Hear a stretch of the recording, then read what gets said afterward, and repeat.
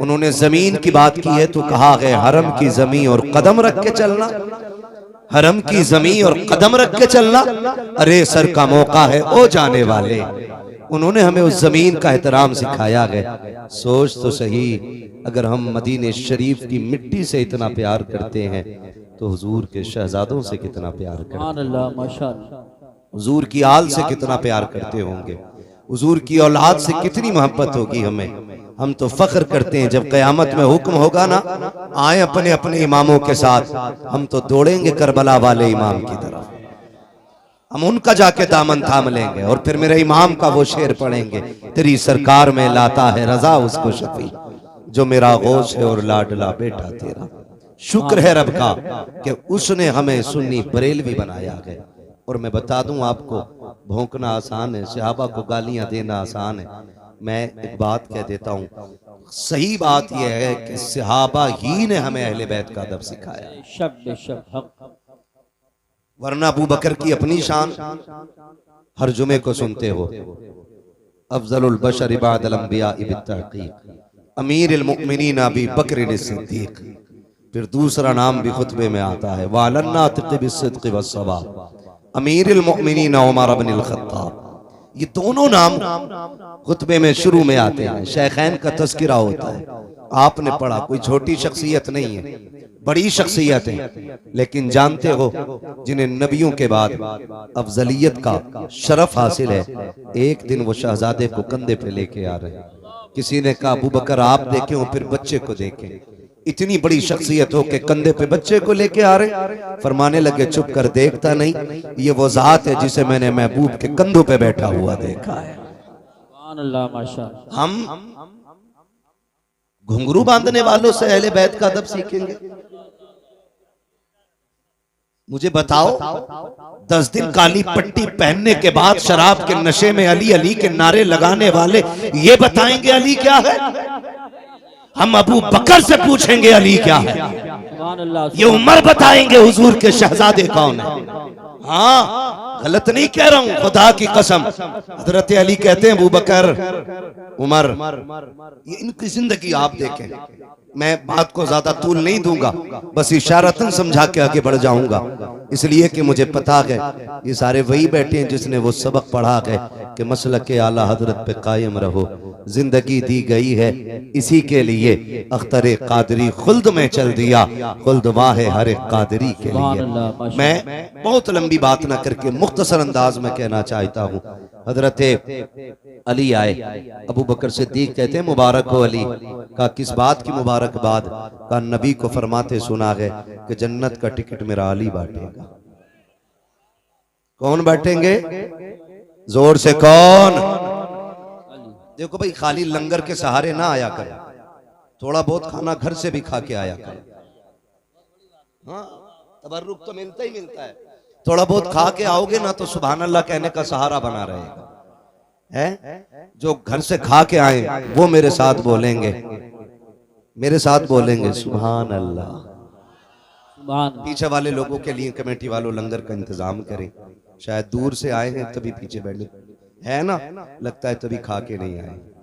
और मसला कोई नहीं, हम तो पलते ही लंगर पे हैं, पलते ही लंगर पे हैं। और अक्सर बेशतर यही कहते हैं, तेरे टुकड़ों पे पले गैर की ठोकर पे, झिड़कियां खाएं कहां छोड़ के, सदका तेरा खाते हैं तेरे दर का, पीते हैं तेरे दर का, पानी है तेरा पानी, दाना है तेरा, दाना है तेरा, दाना है तेरा। जब तक आप नहीं बोलेंगे आगे नहीं बढ़ूंगा। आप भी तो रखो, मैं भी ढीठ तो रखूं। अगर 4 कतरे मेरे बहने पसीने के तो एक आपका भी बहना चाहिए, सीधी सी बात है। खाते हैं तेरे दर का, पीते हैं तेरे, पानी है तेरा पानी, दाना है तेरा, दाना है तेरा, दाना है तेरा। ये लाइन क्यों बैठी है ऐसे भाई? खाली चेक करने के लिए आए कि अपनी भी हाजिरी लगवाने आए? सारे हाजिरी लगवाने आए ना, तो फिर मेरे साथ कहें दाना है तेरा, दाना। खाली आगे वाले मेरे साथ हो जाए, पीछे वाले डब्बे तो खुद इंजन के साथ चलते रहते, मसला ही कोई नहीं है। जी। इंजन टकरा गया तो डब्बों की खैरियत जानते हो, कई ट्रेन के हादसे हो गए बहुत जल्दी जल्दी में। अब तो रेलवे पे भी अल्लाह खैर फरमाए। कोई विभाग सलामत नहीं है। मुझे सियासत पे बात नहीं करनी है, हमें रिसालत पे बात करनी है। बेशक सुभान। समझ रहे हैं ना? तवज्जो है सारे लोगों की, तो फिर सारे आगे वाले लोग मेरा साथ देंगे। जरा बोलें सुभान अल्लाह। सुभान। बोलो बेटे जरा बोलें या रसूल अल्लाह, और जोर से बोलें या रसूल अल्लाह। शुक्र रब का। हजरत अबू बकर सिद्दीक फरमाते हैं मुबारक हो, मैंने नबी को फरमाते सुना है कि जन्नत का टिकट अली बांटेंगे। फिर उनका प्यार देखो, वो कहते नहीं अली तुम्हें भी, अबू बकर तुम्हें भी तो मुबारक हो। कहा मुझे किस बात की मुबारकबाद, कि बात पूरी कीजिए। कहा कौन सी बात? कहा नबी ने ये फरमाया जन्नत का टिकट अली बांटेंगे, मगर ये भी तो कहा था ना अली टिकट उसी को देना है जिसके सीने में मेरे अबू बकर का प्यार। सुभान अल्लाह, सुभान अल्लाह। हक। बहुत संभल के मेरी बात सुनिएगा, एक एक बात दिमाग से दूर नहीं जानी चाहिए। जिसके सीने में मेरे अबू बकर का प्यार हो, ये आपस में इनकी मोहब्बत है, एक दूसरे को मुबारकबादियां पेश हो रही हैं। लेकिन आज ना इन्हीं से जलन हो रहा है। मैं कहता हूं 1400 साल तक एक बंदा ऐसा ला के दिखा दो जिसकी खिदमत अबू बकर सिद्दीक के बराबर हो। एक बंदा ऐसा ला के दिखा दो जिसकी कुर्बानियां नबी के सिद्दीक के बराबर हो। आप बराबरी की बात करें। उम्मुल मोमिनीन आयशा सिद्दीका हुजूर के कदमों में बैठ के कहती महबूब एक सवाल है, फरमाओ। कौन सा सवाल? कहती आका जितने आसमान पे सितारे उतनी नेकियां किसी की हैं? हुजूर ने देखा, मुस्कुरा के कह दिया ये जितने सितारे इतनी मेरे उम्र की नेकियां। सुभान अल्लाह, माशाअल्लाह। सुने मैं उनकी बात नहीं करता जिनके पसीने से भी बदबू आती है, जिन गलियों से गुजर जाएं वो गलियां बदबूदार हो जाती हैं। और उस शख्स को तो मैं आलिम मानता ही नहीं जो इल्म की जगह पर डिप्लोमे लिए घूम रहा हो। क्या कहने हैं, वाह वाह। मुझे उससे कोई लेना देना नहीं। खाली टोपी कुब्बे जुब्बे से कुछ नहीं हो जाता। पगड़ी तो इब्लीस भी लंबी चौड़ी लगाता था, लेकिन जिस इज्जतें रब ने जिब्रील को अता की है, बाकी फरिश्तों को अता की है, उस्ताद था फरिश्तों का, निकाल कर फेंक दिया गया। जो शागिर्द थे आज भी जन्नत में है। गोया बताया गया रुतबे रुतबे मर्तबे ये उस्ताद शागिर्दी से नहीं बल्कि अदब से मिलेंगे। जो अदब वाला होगा वो जन्नती होगा, जो बेअदब होगा उसे जहन्नम का ईंधन बना दिया जाए। नारे तकबीर, नारे रिसालत, नारे गौसियत, मसलके आला हजरत उस्ताजुल मोहतरम हुजूर मुफ्ती आजम संभल खलीफे हुजूर ताज शरिया हजरत अल्लामा मुफ्ती अलाउद्दीन साहिब क़िबला। एक कुर्सी और लाओ हजरत के लिए, एक कुर्सी और लाओ जल्दी, एक कुर्सी का इंतजाम हो रहा है। हजरत अलील भी हैं और अल्हम्दुलिल्लाह तशरीफ लाते हैं। अल्लाह हजरत का साया हमारे आपके सरों पे तादेर खाए मुतायिन फरमाए। बड़ी बात है, आधी जिंदगी इधर ही हजरत ने गुजार दी। एक कुर्सी वो लाई जाए, तशरीफ रखें आप हजरत, तशरीफ लाएं। हजरत की तबीयत नासाज होने के बाद भी अल्हम्दुलिल्लाह इलाके के जलसों में शिरकत करते हैं, बड़ी बात है। कुर्सी आ रही है, आप हजरत तशरीफ रखें, बैठ जाए।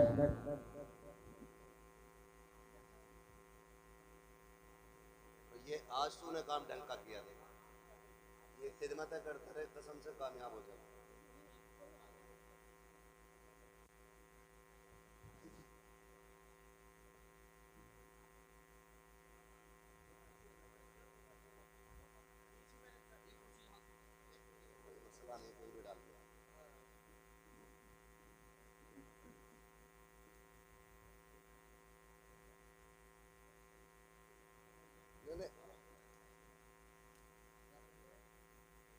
और मंगा लूंगा तब तक के लिए, इजाजत है?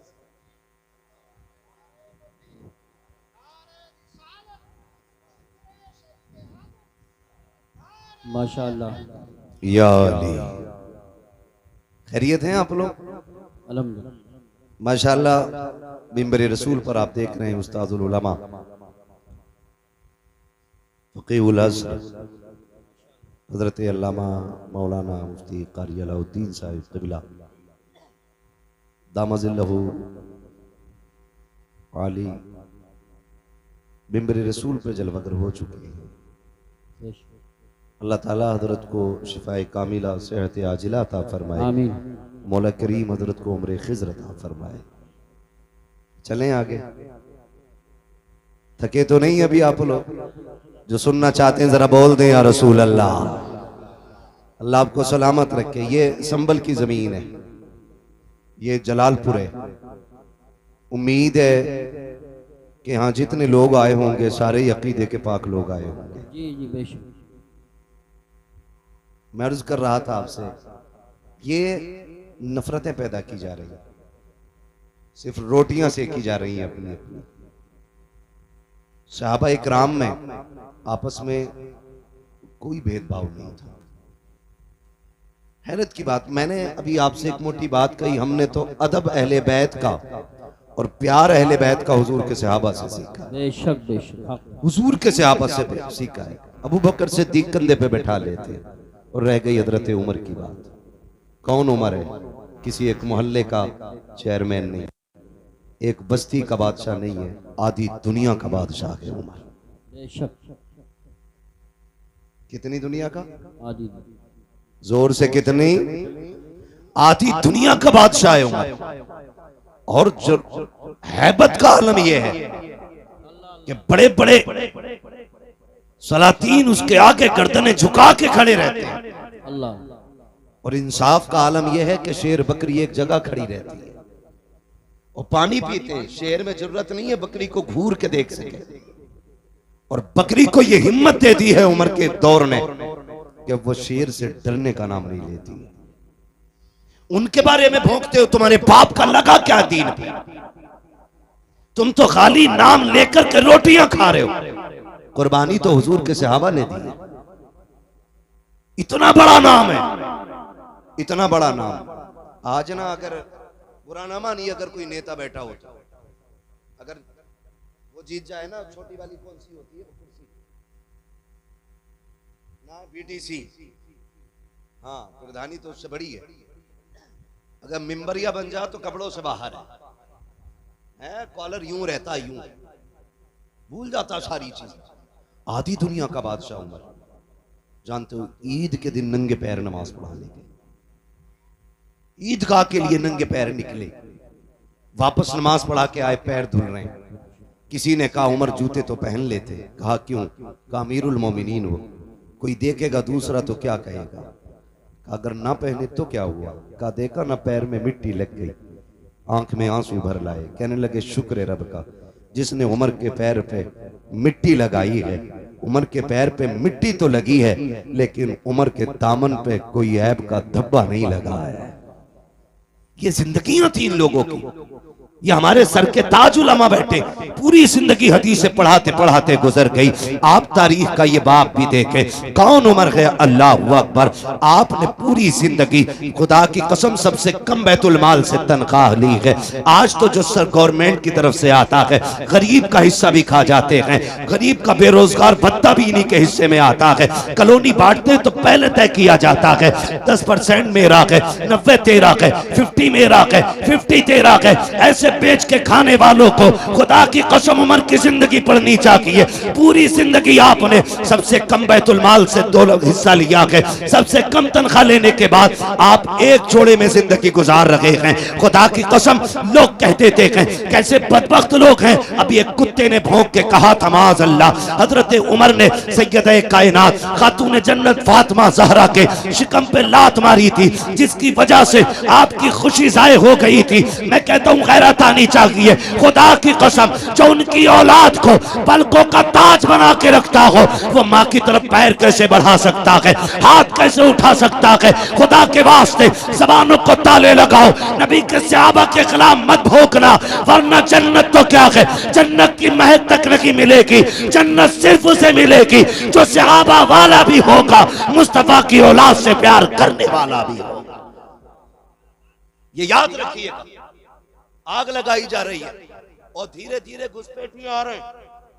हमारी मस्जिदों से खुतबे ले जाते हैं, खुतबे जैसे खुतबे इल्मी हुआ, इन खुतबों को चुरा के दूसरे खुतबे रख जा रहे हैं और उन खुतबों से शेखैन का नाम काटा जा रहा है।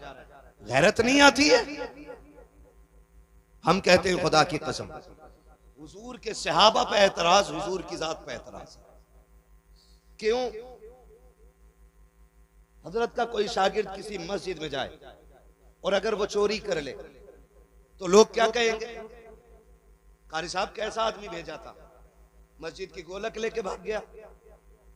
और अगर ऐसा बंदा आए हजरत के शागिर्दों में, जो रात को बैठे बैठाए मदीने की हाजिरी कराते, तो आप कहेंगे हजरत कितना नेक भेजा है। जब सजदे में जाते हैं ना तो फिर खुदा की कसम बड़ी बरकतें दिखाई दे देती है। तो ये क्रेडिट भी नहीं कि जात को जाएगा। अगर कोई शागिर्द गलती कर दे तो जिम्मेदार भी उस्ताद होता है। मुझे बताओ, अगर आपका शागिर्द, लोग ना अभी जो मुनाजरा चल रहा था उसमें सनद दिखा रहे थे, है ना, सनद दिखा रहे थे। कुरान और हदीस की बातें करने वाले मुंह झांक रहे थे। मैं एक बात कहूं, सीधी सी बात है, मैं तवज्जो है भाई, देख थोड़ा सा, जिसको जहां जगह मिले खड़े रहिए, बोलिएगा ना, डिस्टर्ब करेंगे तो मैं बात नहीं कर पाऊंगा। मेरे राहे तलब को आसमां के पार जाना है, ये ख्याल रखिए। मुझे बहुत आगे तक की सूझ रही है, अभी मैं आगे जाऊंगा, मगर बीच में डिस्टर्ब करेंगे, आप लोग आपस में खड़े होने का झगड़ा करेंगे, मसला ही खराब हो जाएगा। तो सनदे दिखा रहे थे, डिप्लोमा दिखा रहे थे, है ना। शर्त लगी थी, शर्त ये लगी थी ना, मुस्तनद आलिम मुनाजरा करे, मुस्तनद आलिम। तो मसला क्या था, हिफ्ज की सनद लेके बंदा बैठा है ना, उसे यही पता नहीं आलिम किसे कहते हैं और सनद किस चीज की मांगी जा रही, क्या दिखा रहा। तो मेरा कहने का मतलब ये कि हर किसी को ना नाज होता है, किसी को अपने पढ़े पे नाज है, किसी को पढ़ाए पे नाज है, किसी को शागिर्द पे नाज है, किसी को उस्ताद पे नाज है। लोग कहते हैं कि ये मेरा चेला है, कितनी अच्छी बिल्डिंग बनाई है, ये जो मेहराबें बनाई है मेरे शागिर्द ने बनाई है, कि ये जो शामियाना लगाया ना मेरे शागिर्द ने लगाया है, ये जो इंतजाम किया ना मेरे शागिर्द ने किया है। जब तुम्हें अपने शागिर्द पे इतना नाज है तो बता मदीने वाले को अपने शागिर्दों पे कितना नाज होगा, है ना। लोग फख्र से कहते हैं कि ये मेरा उस्ताद है, ये मेरा उस्ताद है, ये मेरा उस्ताद है। जब नाम आता है ना उस्ताजों की लिस्ट का, जब बात खुलती है तो कोई कहता मैं आला हज़रत के शागिर्दों में आता हूँ, कोई कहता मैं 3 वास्तों से मुफ्ती आजम के शागिर्दों में आता हूँ, कोई कहता मैं हाफिज मिल्लत के शागिर्दों में हूँ। उस्ताद पे सबको नाज होता है, तो फिर बताओ तो सही हुजूर के शागिर्दों को हुजूर पे कितना नाज होगा, कितना नाज होगा। ये लोग भौंकते हैं हुजूर के सहाबा के खिलाफ। आप तारीख का ये बाप पलट करके देखिए, सिर्फ हम ही अली अली नहीं कर रहे हैं, हुजूर के सहाबा ने अहले बैत का प्यार दिखाया है, सिखाया भी है। पंजतन की क्या अजमत है, ये हुजूर के सहाबा ने सिखाया है। जरा पढ़ के तो देखें तारीख का ये बाप। अल्लाहु अकबर, मेरे जहन में एक बात आ रही है, कौन उमर फारूक आजम? ये वो उमर फारूक आजम है जो मिंबर पे खड़े होकर कहता है या सारियल जबल। तो महीनों की मसाफत की दूरी पे रहने वाले, मसाफत के फासले और उनकी दूरियों पे रहने के बावजूद भी आवाज कानों तक चली जाती है। तू चीखता है तेरा बेटा नहीं सुनता है, तू बोलता है तेरी औलाद नहीं सुनती है। उमर मिंबर से बोलता है, लश्कर के कान तक आवाज जा रही है। तुझे क्या पता उमर कौन है, कैसा सवारा है मेरे नबी ने उमर को, कैसा बनाया था मेरे नबी ने उमर को। सोच तो सकी कौन है उमर। गैरत क्यों नहीं आती है उमर के खिलाफ भौंकते हुए। मेरे नबी ने कहा था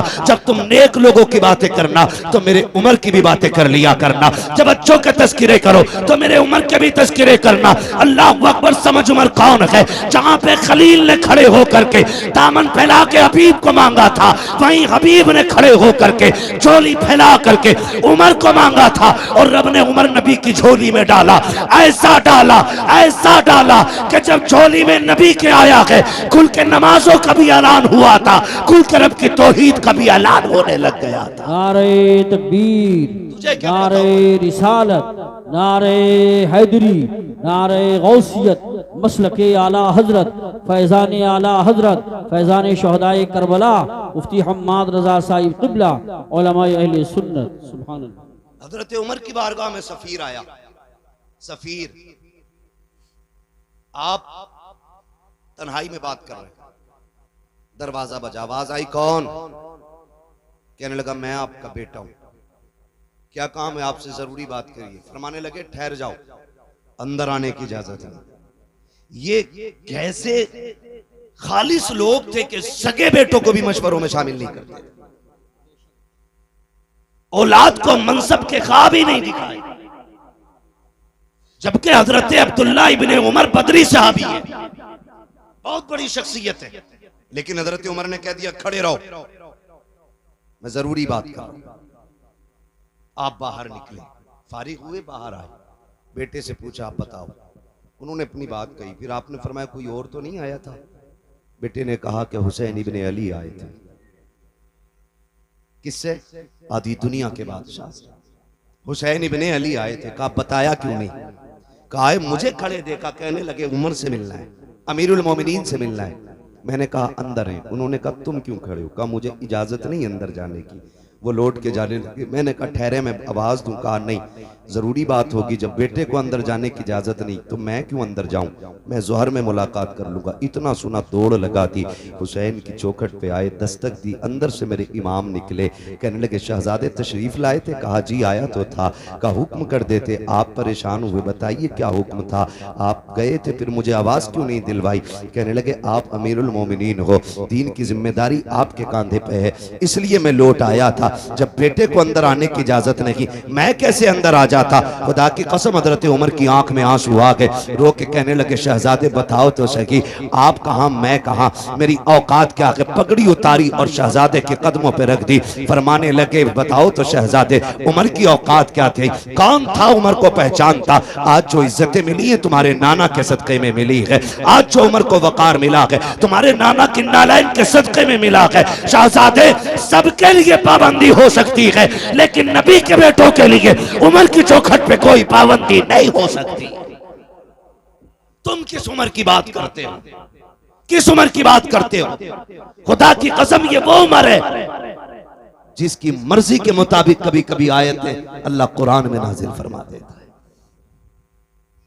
हाँ, ये हजरत उमर है। समझने की कोशिश करें, इन्होंने हमें सिखाया सहाबा का अदब क्या है, इन्होंने हमें बताया अहले बैत से प्यार कैसे करना है। खुदा की कसम खाली अली अली कह के जन्नत नहीं पाओगे, हुजूर के बाकी सहाबा को गाली दो और अली अली का नारा लगाओ, ये तो पूछ के अली भी तुझसे राजी है कहने की। वो तो खुदा की कसम कैसे लोग थे, कहते हक मारा अली का। मैं कहता हूं हमारा अली इतना कमजोर नहीं है जिससे कोई उसका हक छीन लेता। हक तो बड़ी बात है, कोई अली से एक तिनका नहीं ले सकता था। हमारा अली इतनी पावर वाला है कि जब तलवार चलती थी आवाज आती थी, शाके मरता शेर यज़दा कुव्वत परवरदिगार ला फता इल्ला अली ला सैफा इल्ला जुल्फ़े। सुभान अल्लाह, सुभान अल्लाह, वाह वाह वाह वाह। हक छीन लिया। मुझे बताओ उमर हक पे ना होते तो अली बैठने देते? क्या बात। अगर उमर ना हक होते हुए बैठ गए तो क्या ये इल्जाम हजरत अली के सर पे नहीं आता? बोलो, कौन सा दीन सुना रहे हो तुम हमें? क्यों गुमराह कर रहे हो कौम को? खुदा की कसम हम बरेली वाले हैं, हमारे एक हाथ में अहले बैत का दामन है, दूसरे हाथ में हुजूर के सहाबा का दामन है। न हम अहले बैत को छोड़ सकते हैं, न हम हुजूर के सहाबा को छोड़ सकते हैं। सहाबा भी हमारे हैं, अहले बैत भी हमारे, ये सारे हमारे हैं। कान खोल के सुन लिया जाए, खुदा की कसम सुने उमर कौन है। आखिरी बात बता दूं, समझ में आएगा उमर कौन है। एक दौर ऐसा भी गुजरा, उम्मुल मोमिनीन, सच्चे बाप की सच्ची बेटी, पारसा बाप की पारसा बेटी, जन्नती बाप की जन्नती बेटी, उम्मुल मोमिनीन हजरत आयशा सिद्दीक़ा रज़ी अल्लाह तआला अन्हा पर इल्ज़ाम लगाया गया। और इल्ज़ाम इतना सख्त था कि बाद सहाबा इकराम भी शशो पंज में थे। खुद मेरे महबूब का आलम यह था कि सरकार दो आलम सल्लल्लाहु तआला अलैहि वसल्लम के चेहरे से मुस्कुराहट खत्म हो गई।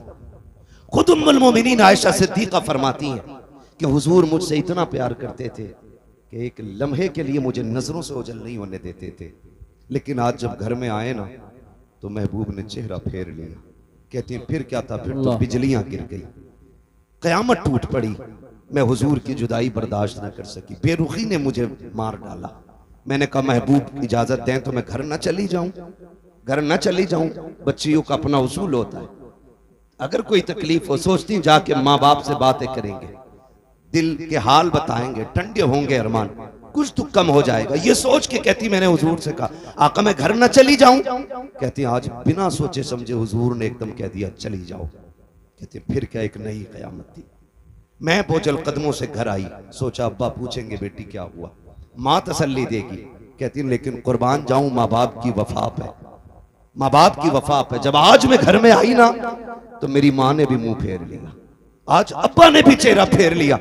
आज बेटी से कोई हाल दिल पूछने तैयार नहीं है। कहती कि बस फिर क्या था, मैंने देखा बाप मुसल्ला बिछाए हैं, माँ के हाथ में तस्बीह है, कोई बात करने वाला नहीं है। कहने लगी मैं घुट घुट के जीने लगी। फिर मैंने अपना मुकदमा सुप्रीम कोर्ट में दायर कर दिया। मैंने कहा मालिक अब आयशा का फैसला तेरी जात की तरफ से होगा, कोई सुनने वाला नहीं है आयशा की। कहने लगी मैं रोती रखी, मैंने मुकदमा रब की बारगाह में दे दिया। इधर मेरे नबी की बेकरारी का आलम ना पूछो। अल्लाह अकबर, आक़े करीम बेकरार है। हजरत अबू बकर सिद्दीक सामने से आए, हाथ पकड़ के कहते यार अबू बकर तेरी बेटी है, आयशा बता तो सही मैं क्या करूं। इस मोड़ पे आके खड़ा हो गया हूं, मैं करूं तो क्या करूं, बता तू जो कहेगा वो कर दूंगा। हजरत अबू बकर सिद्दीक कहते हैं या रसूल अल्लाह, आयशा बेशक मेरी बेटी है, मैं अच्छी तरह जानता हूं। अगर मैं ये कह दूं आका मेरी बेटी बेकसूर है और आप मान जाएं तो दुनिया कहेगी बेटी थी। इसलिए अबू बकर हिमायत कर गए। नबी ने मान कैसे लिया अबू बकर के फैसले को।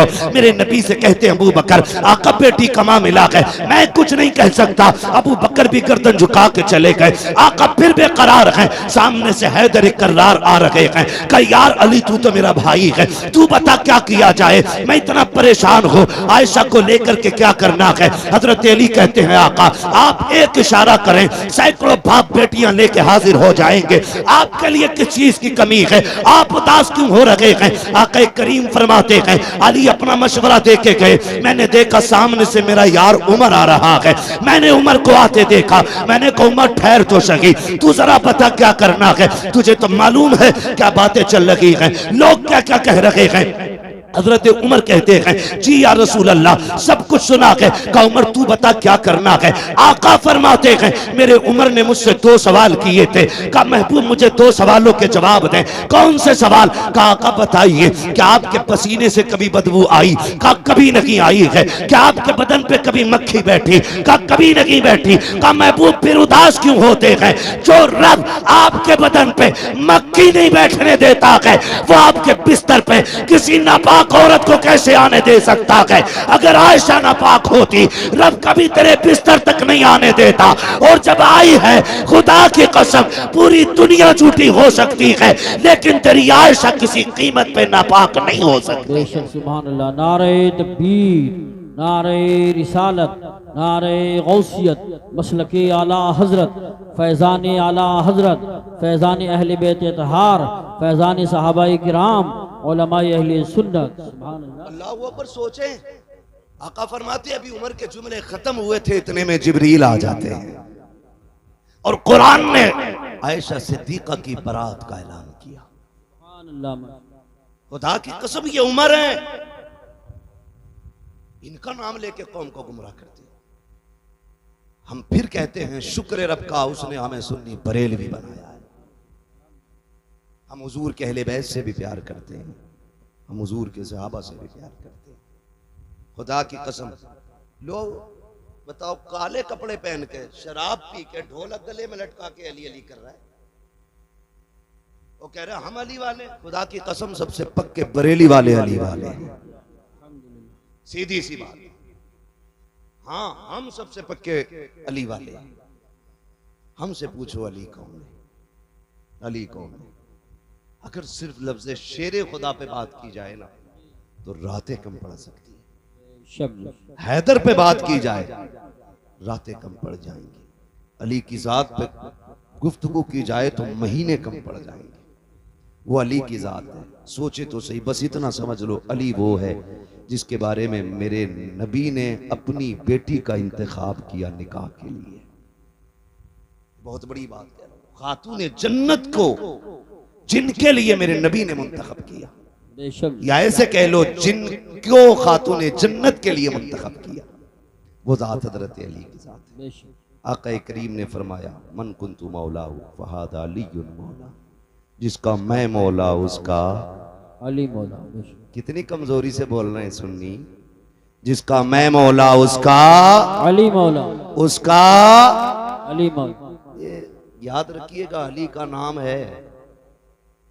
अगर चेहरे बिगड़ जाएं तो समझ लेना ये जहन्नमी है, और चेहरे खिल जाएं नाम सुन के तो समझ लेना जन्नती है। सुभान अल्लाह, सुभान अल्लाह। जिसका मैं मौला उसका अली मौला।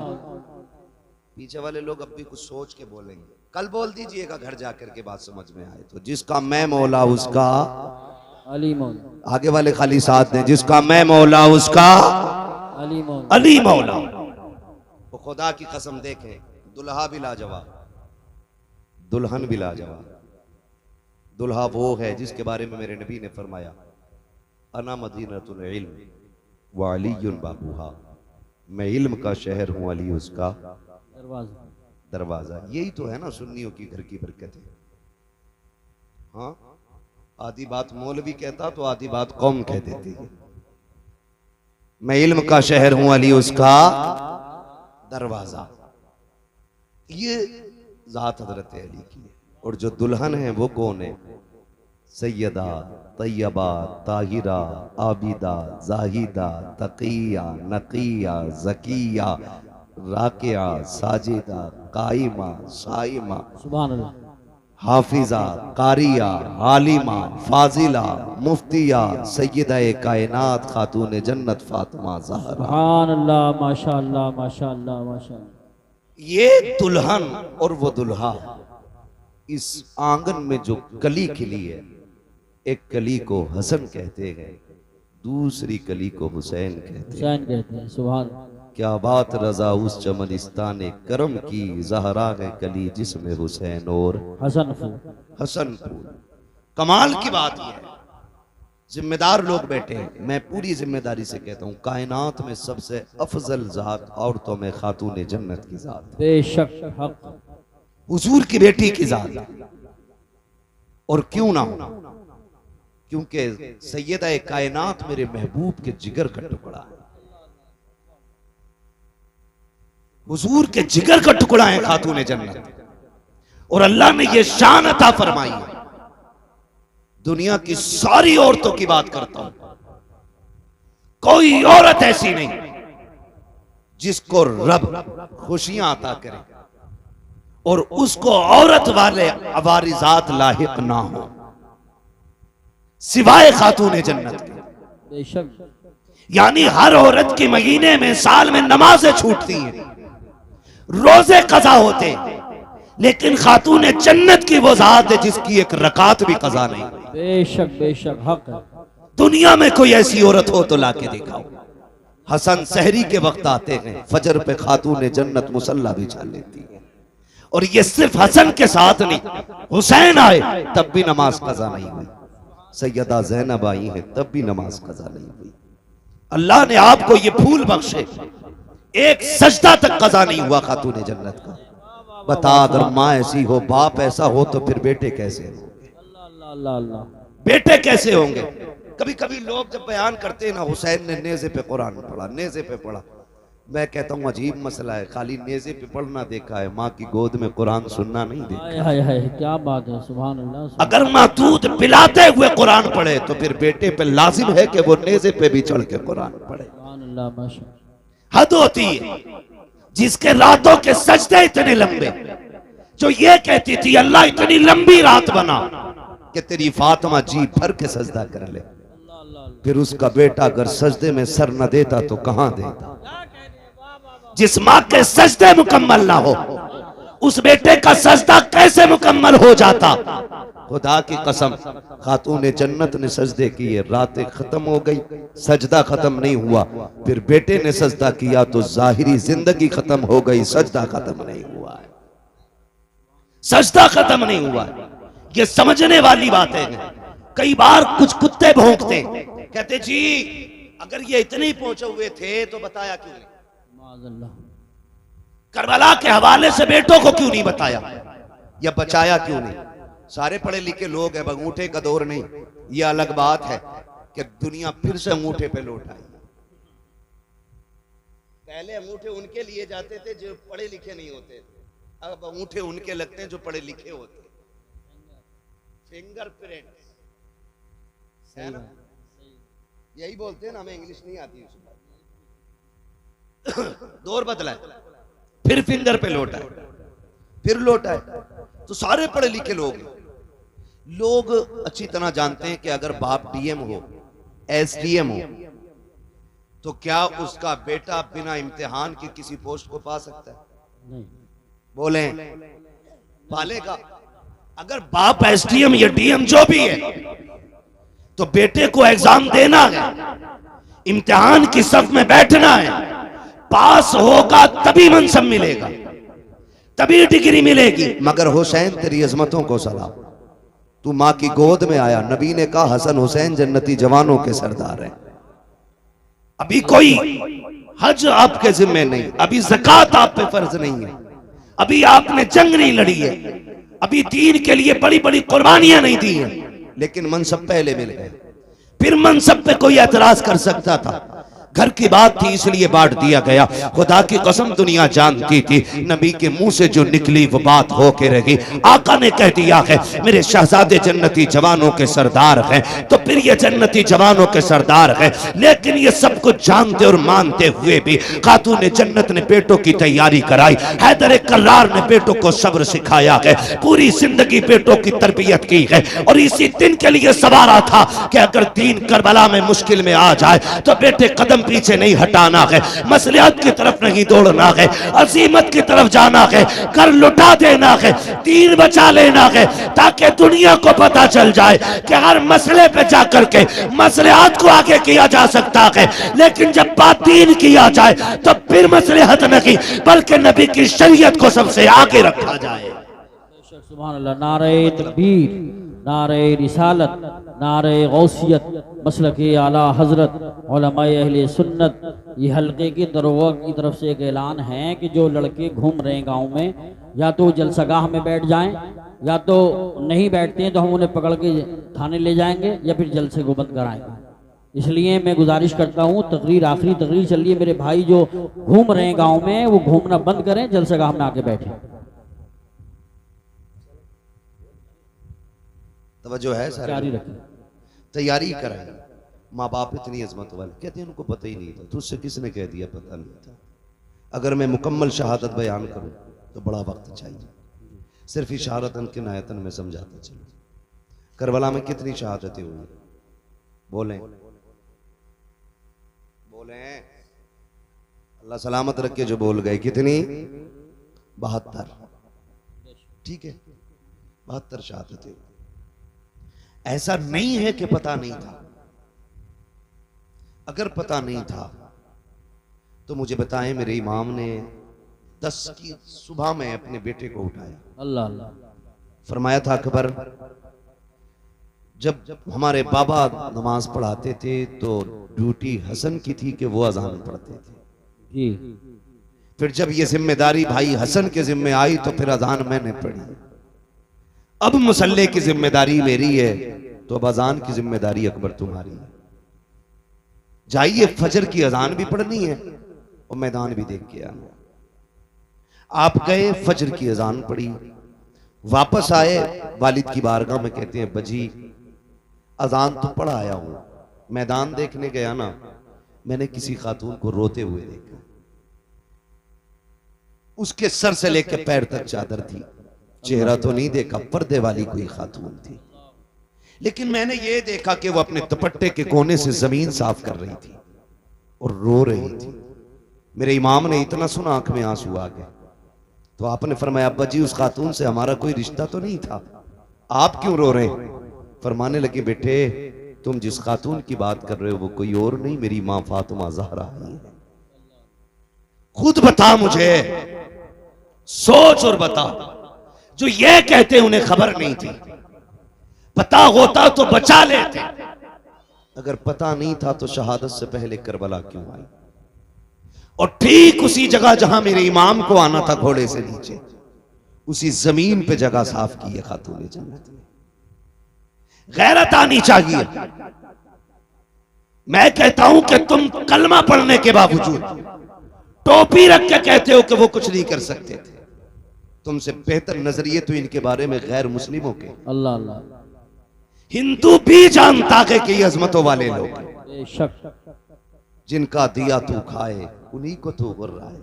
और मेरे इमाम ने कहा था तेरा खाएं तेरे गुलामों से उलझे है मुनकर अजब खाने गुर्राने वाले। शर्म आनी चाहिए, गैरत आनी चाहिए। करबला शरीफ को देखे, करबला शरीफ को देखे, खुदा की कसम एक एक लम्हा करबला का, ये 3 दिन की प्यास के दिन और 1 दिन की शहादत का दिन, ये पूरी जिंदगी का सबक पढ़ा गए। 3 दिन पूरी जिंदगी का सबक पढ़ा दिया इन 3 दिनों ने, लेकिन हमने पहचाना, हमने समझा नहीं। कई बार लोग कह देते हैं करबला में शहादतें हुई, गुजर गए। आसान नहीं होता है। घर छोड़ते वक्त आदमी के कलेजे फट जाते हैं, जबकि परदेश जाते हैं लोग, घर से निकलते हैं। आप में भी कितने लोग परदेश जाते होंगे, घर छोड़ के जाते होंगे, लेकिन मुश्किल होता है जब घर छोड़ते हैं। अपना घर तो घर होता है। लोग कहते हैं कि अगर छप्पर छोड़ के महल में भी परदेश में लेटने मिले ना, तो वो नींद महल के बिस्तर पे नहीं आती जो अपने छप्पर पे जमीन पे लेटने में नींद आती है। ये सबको अपना वतन इतना प्यारा है। सोच, अगर तुझे मुझे संभल प्यारा है, मुरादाबाद प्यारा है, फिर हुसैन को मदीना कितना प्यारा होगा। ख्याल करें मदीना कितना प्यारा रहा होगा, उन्होंने मदीने से कितना प्यार किया होगा, जबकि मदीना शरीफ सबका प्यारा है। जिसका शहर है उसका भी और जिसका नहीं है उसका भी। हज करके लोग आते हैं, पलट के आते हैं। तैयबा से लौटना किसी आशिक से पूछिए, अल्लाह अल्लाह। ऐसा है जैसे रूह बदन से निकल गई, लौटा के मदीने से उबैद अपना बदन ही। जो रूह थी वो अब भी मवाजा पे खड़ी है। जो मदीने से लौट आते हैं ना, रूह उनकी वहीं रह जाती है। जब भी सलाम पढ़ा जाता है उनके सामने गुंबद खजरा की जालियां होती है। तो ये तेरे मेरे लिए इतना प्यारा है मदीना, फिर हुसैन के लिए कितना प्यारा होगा।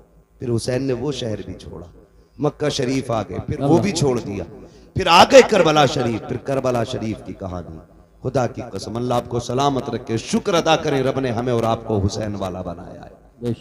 हम करबला वालों की बातें करते, ये हमारे मुकद्दर की बात है, ये हमारे नसीब की बात है। ये बड़ी बरकत वाली जात है, बड़ी बरकत वाली जात है। करबला शरीफ गए। जब भी ये बात कही जाती है ना कि शहजादों की जंग थी, तो दुख होता है, दुख होता है। शहजादों की जंग होती है या मसला ये होता कि साहब इक़्तिदार की लड़ाई थी, तो इक़्तिदार की लड़ाई में कोई 6 माह के असगर को नहीं लेके जाता है, कोई 7 साल की सकीना नहीं लेके जाता है, कोई बीमार ज़ैनुल आबिदीन को तो नहीं लेके जाता है। हाँ, छोटे छोटे भांजे तो लेके नहीं जाता है। इक़्तिदार की जंग में बहनें नहीं ले जाई जाती है। अगर इक़्तिदार की जंग होती तो औरतों को नहीं ले जाया जाता।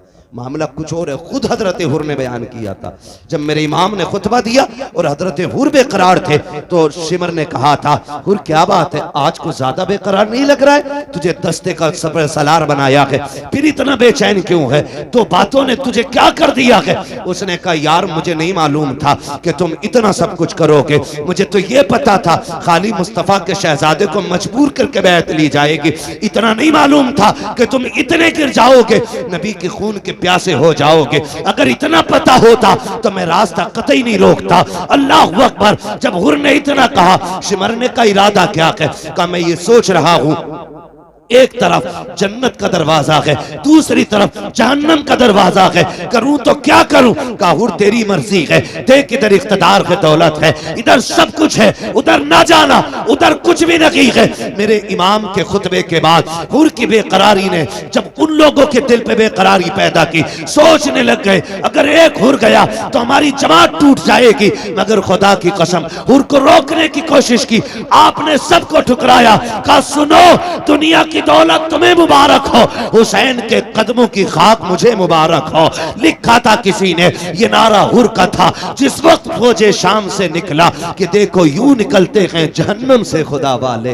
हुसैन इब्ने अली की क्या मदद कर सकता था कोई? वो खुद मुश्किल कुशा थे और थे मुश्किल कुशा वाले। किसी ने जब वतन पूछा तो यूं हजरत ने फरमाया, मदीने वाले कहलाते थे, अब है करबला वाले। सुभान अल्लाह, सुभान अल्लाह। हाँ, मदीने वाले कहलाते थे, अब है करबला वाले। मुश्किल घड़ियां, मुश्किल घड़ियां आपने गुजारी, बड़ी कुर्बानी दी आपने। 71 लाशें उठाई, खुद भी करबला के मैदान में गए, शहीद हुए। शहादत के बाद मैं एक बात जानता हूं, जब तारीख पढ़ो तो लगता है कि इमाम हुसैन की शहादत पे तारीख करबला तो मुकम्मल हो गई, लेकिन जहां इमाम हुसैन के सब्र की इंतहा होती है, वहां से हजरत ज़ैनब के सब्र की इब्तिदा होती है। अल्लाह, गौर करें आप, कौन कौन से सितम हुए, कौन कौन से लोग कहते हैं घोड़े पे बैठे गए या जो भी हुआ, लेकिन मैं ये सोच के कभी कभी टूट जाया करता हूँ, मोहल्ला में इंतकाल होते हैं, किसी का एक जवान जाता है, पूरा मोहल्ला तसल्ली देने के लिए आता है, बाप का बेटा जवान चला जाता है, लोग कंधे पकड़ पकड़ के कहते हैं सब्र कीजिए, संभल के चलिए, कहते हैं संभाल के लेके चलो। जवान बाप जवान बेटे का लाशा उठाया है, इसकी कमर झुक गई है, इससे चला नहीं जाता है, जिन घरों के अंदर से सहारा चला जाता है उन यतीमों से खाने नहीं खाए जाते हैं, बेवाओं के हलक से लुक़्मे नहीं उतरते हैं, मोहल्ले की औरतें जाकर के बेवा के पास बैठती हैं, हाथ से मुंह में लुक़्मे खिलाती हैं, सबर कर चल तेरा घरवाला चला गया। लेकिन इनका साथ भी कब तक होता है, रात के 12 बजे तक, फिर सब मोहल्ले वाले भी कह के उठ जाते हैं चलो जी अब चलते हैं, सोने का वक्त हो गया है। जब दुनिया छोड़ के चली आती है तो यतीम बेवा को देख के रोते हैं, बेवा यतीमों के सर पे हाथ रख के रोती है, बेवा सोचती है बच्चों का सहारा कौन बनेगा, बच्चे देख देख के रोते हैं, अम्मी जान आज के बाद हम किसको आवाज देंगे। मगर वाह रे हुसैन तेरी हिम्मत को सलाम, तेरी जुर्रत को सलाम, तेरा एक नहीं तू 71 उठा के लाया था, लेकिन आज कोई कंधे पे हाथ रखने वाला नहीं है, कोई बाजू पकड़ के सहारा देने वाला नहीं है, कोई तसल्ली देने वाला नहीं है। हमारे यहाँ एक चला जाता है तो खानदान के खानदान रोटी खिलाते हैं, या तो कोई ज़ैनब को एक घूंट पानी पिलाने वाला नहीं, शहरबानों को तसल्ली देने वाला नहीं है, कोई सहारा देने वाला नहीं है। अहले बैत अतहार का चमन पूरी तरह उजड़ चुका है। एक बचा है ज़ैनुल आबिदीन, वो भी कभी होश में आता है कभी बेहोश हो जाता है, मगर कुर्बान जाओ करबला वालों की अजमत पे, तारीख गवाह है, खेमे लुटते रहे लेकिन ज़ैनब की नमाज कज़ा नहीं हुई, आपके कानों की बालियां नोची गई लेकिन सजदे नहीं छूटे, आग लग गई खेमों को लेकिन नमाज नहीं छूटी। तारीख गवाह है कि जब खेमे चल रहे थे औरतों की चीखें निकल रही थी, अली की ज़ैनब कह रही थी खबरदार खेमे चले तो जल जाएं लेकिन रब की नमाज कज़ा नहीं होनी चाहिए, एक सजदा भी नहीं छूटना चाहिए। तारीख गवाह है एक एक सजदे को वक्त पे अदा किया है करबला वालों ने, शरीयत के कानून की हिफाजत की है, एक एक कदम संभाल के रखा है करबला में।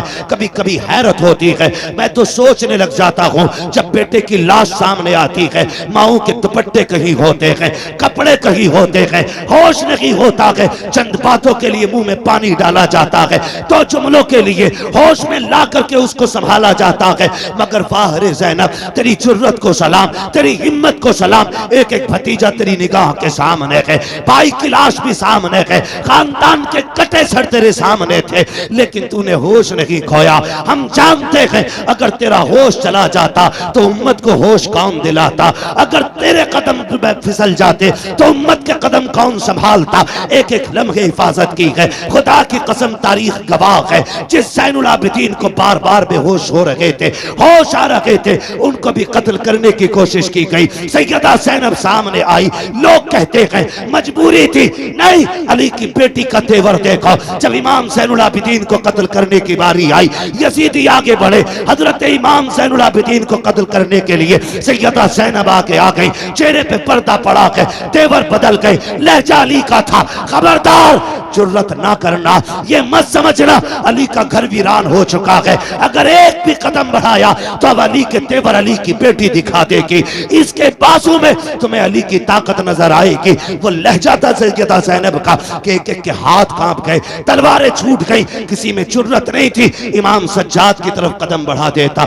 मगर तारीख का ये बाप भी कितना दर्दनाक बाप है। जब रात पहली आई है यार, जब किसी घर से जनाजा उठता है लोग उस घर में रात भर नहीं सो पाते हैं, लगता है तन्हाई से डर, लगता है अंधेरे से डर, उस बिस्तर पे कोई नहीं लेटता जिस पे बाप ने दम तोड़ा हो, उस चादर को कोई नहीं ओढ़ता जिस पे घरवाला चला गया हो, उस दुपट्टे को कोई बेटी सर पे नहीं रखती है जिसको ओढ़ के माँ दुनिया से गई थी। खुदा की कसम हमारा हाल ये है, मगर वाह रे ज़ैनब तेरी जुर्रत को सलाम, बिखरे हुए लाशें उठाए अली की बेटी ने रख के एक जगह ला करके और बैठ जाती है मख्तल में। हैदर एक कर्रार के शहजादे गाजी अब्बास का टूटा हुआ खंजर उसका टुकड़ा लेके बैठी और फैसला करती है अगर अब कोई आया और लाशों के साथ कोई भी बदतमीजी की तो अली की बेटी काट के रख देगी। रात के 2 हिस्से गुजरे हैं, अचानक आहट महसूस हुई। तुम कहते हो उन्हें खबर नहीं है, गैरत आनी चाहिए, सुन तो सकी, जरा देख तो सकी तूने कैसे कह दिया। उन्हें खबर नहीं थी रात के 2 हिस्से गुजरे हैं, सन्नाटा है, हर तरफ तन्हाई तन्हाई है, खामोशी है, दर्द छाया है करबला की जमीन पर। कोई किसी को याद करने तैयार नहीं, हर कोई अपने गम में डूबा हुआ है। खुदा की कसम ऐसे हाल में भी जब रात का आधा हिस्सा गुजरा है, सैयदा ज़ैनब बैठी है, किसी के आने की आहट महसूस हुई। आपने अपने आप को संभाला, कहा ठहर जा, कौन है यहाँ, आने की जरूरत न करना। आने वाले ने कहा बेटी मुझे आने दे, मैं बड़ी दूर से आया हूँ। आप कहती हैं अच्छा आइए। जब आने वाले ने बेटी कहा ना, उसके लहजे में प्यार नजर आया। सैयदा ज़ैनब कहती है आइए क्या बात है। आने वाले ने पूछा बता बेटी तू कौन है। कहा मैं फातिमा बिनते अली हूँ, मैं ज़ैनब बिनते अली हूँ, कि मैं अली की बेटी हूँ। कहा ये लाशें किसके पड़े हैं। कहा ये राकिबे दोषे पैगंबर का लाशा है, ये जो कब्र छोटी सी ये असगर की कब्र है। तारीख मुख्तलिफ तरह से मिलती है, बास तारीखों में ये भी मिलता है कि ये जो छोटी लाश है ये असगर की लाश है, ये जो टुकड़े पड़े हैं ये कासिम के बदन के टुकड़े हैं, ये जो चमकता बदन है ये हुसैन के अकबर का बदन है। अल्लाह अकबर। जब जोड़ी की तरफ निगाह उठाई आने वाले ने कहा शहजादी बता तो सकी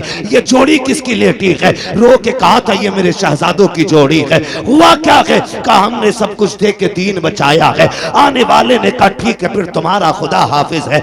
ये कह के जब जाने लगे हजरत ज़ैनब ने आगा काटा, कहने लगे ठहरो तो सही, इस जमीन पे कोई एक घूंट पानी के लिए बोलने तैयार नहीं। आपके लहजे में बला का प्यार है, बताओ तो सही कौन हो जिसने यहाँ पे हमें बेटी कह के आवाज दी है। अल्लाह अकबर। आने वाले ने चेहरे से नकाब पलटा, फरमाया बेटी तुम अपनों को नहीं पहचान रही हो, मैं कोई और नहीं तुम्हारा नाना मोहम्मद रसूलुल्लाह हूँ। का नाना क्यों आए हो। का ये देखने आया था कि मेरी बेटी ने जो फातिमा से वादा किया था उसको कैसे पूरा कर रही है। अल्लाह अकबर। मेरा महबूब तो रुखसत हो जाता है। उसके बाद जब रात के 3 हिस्से गुजरे हैं, उसी तीसरे हिस्से में पानी के लिए एक खातून आई है, रात के सन्नाटे में चादर ओढ़ी है, पानी का प्याला लेकर के सैयदा ज़ैनब के करीब आई। आपने फरमाया कौन कहा ये पानी ले ले।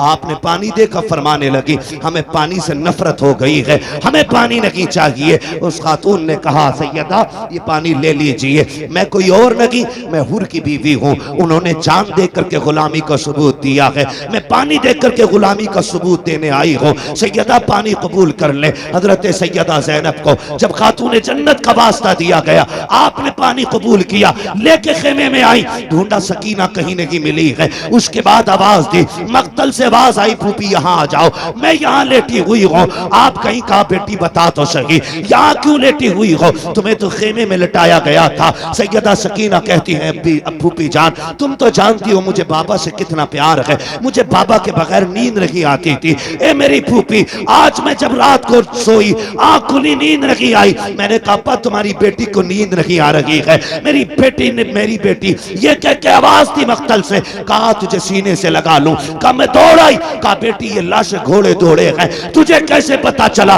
ये बाप का लाशा है। कहा फूफी जैसे तुम्हें दिख रहा है वैसे मुझे भी तो दिख रहा था, लेकिन मैंने आके कहा अब्बा कहाँ हो। कहा इसी लाश के हाथ उठे थे और कहा था बेटी मेरे सीने से लग जा। कहती फिर मैंने पैरों पे सर रखा, सो गई। कहा बेटी पैरों पे क्यों सोई। कहा मेरे बाप का पूरा जिस्म जख्मी था, सर रखती तो कहाँ रखती, बेटी तो बेटी हुआ करती है। और यार ये हुसैन की बेटी है, तेरी मेरी बेटी बाप की आंखों का आंसू गवारा नहीं करती, फिर हुसैन की बेटी हुसैन के सीने के जख्म पे तकलीफ आ जाए इसको कैसे गवारा कर सकती थी। कहा फूफी जान मैंने सर देखा, मैंने बदन देखा, जगह जगह पे जख्म है, पैरों के तलवे देखे जख्म कम थे, मैं वहीं सर रख के सो गई। उठाया कहा बेटी उठो, खेमे में लेकर के आई, पानी पेश किया।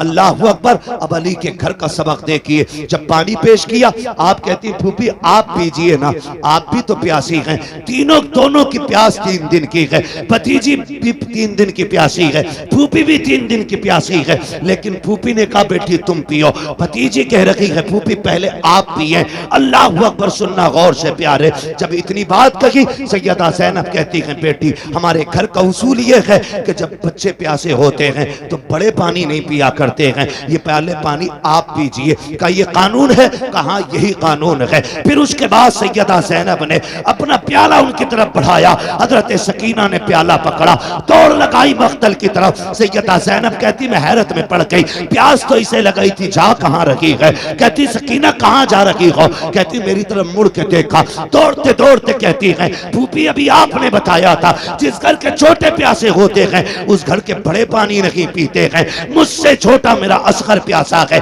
ये पानी पहले उसको पिलाया जाएगा। ये कह के दौड़ी, ठोकर लगी, पानी जमीन पे गिर जाता है, आप भी जमीन पे आ जाती है, पानी जमीन पी जाती है, आवाज आती है सलामुन अला सब्र अहले बैत मोहम्मद, सलामुन अला सब्र सकीना, नबी के घर वालों तुम्हारे सब्र को सलाम हो, हुसैन की सकीना तेरी हिम्मत और जुर्रत को सलाम हो। आज खुदा की कसम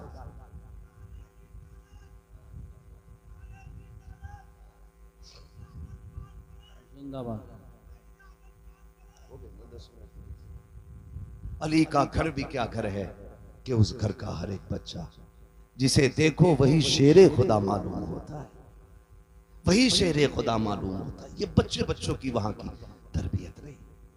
खुदा की कसम करबला पढ़े, समझे जरा किन मुसीबतों के साथ अहले बैत अतहार ने ये सफर किया। लेकिन एक बात कह के जाऊंगा आपसे, आपको बुरी लगे या भली लगे, पूरी तारीख करबला में एक लाइन ऐसी नहीं दिखा सकते कि जिसमें अहले बैत ने हंसी खुशी अपने सर की चादर उतारी हो। एक लाइन ऐसी नहीं दिखा सकते पूरी तारीख में।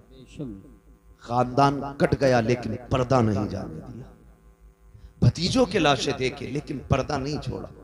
आज 10 मुहर्रम के नाम पे अगर हमारी बेटियां नंगी होके बाजार में आएंगी तो सैयदा ज़ैनब को क्या जवाब दोगे क़यामत में? हर बंदा अपना मुहासबा कर ले।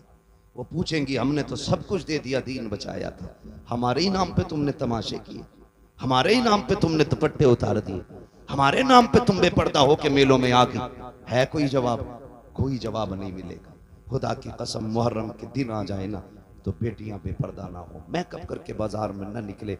अल्लाह तौफीक दे तो 5 वक्त की पढ़ती हैं, 7 वक्त की पढ़ना शुरू कर दे, एक रुकू पढ़ती हैं पूरा पारा पढ़ना शुरू कर दे, एक पारा पढ़ती हैं पूरी मंजिल पढ़ना शुरू कर दे, और सवाब करबला वालों की रूह को भेजा करे।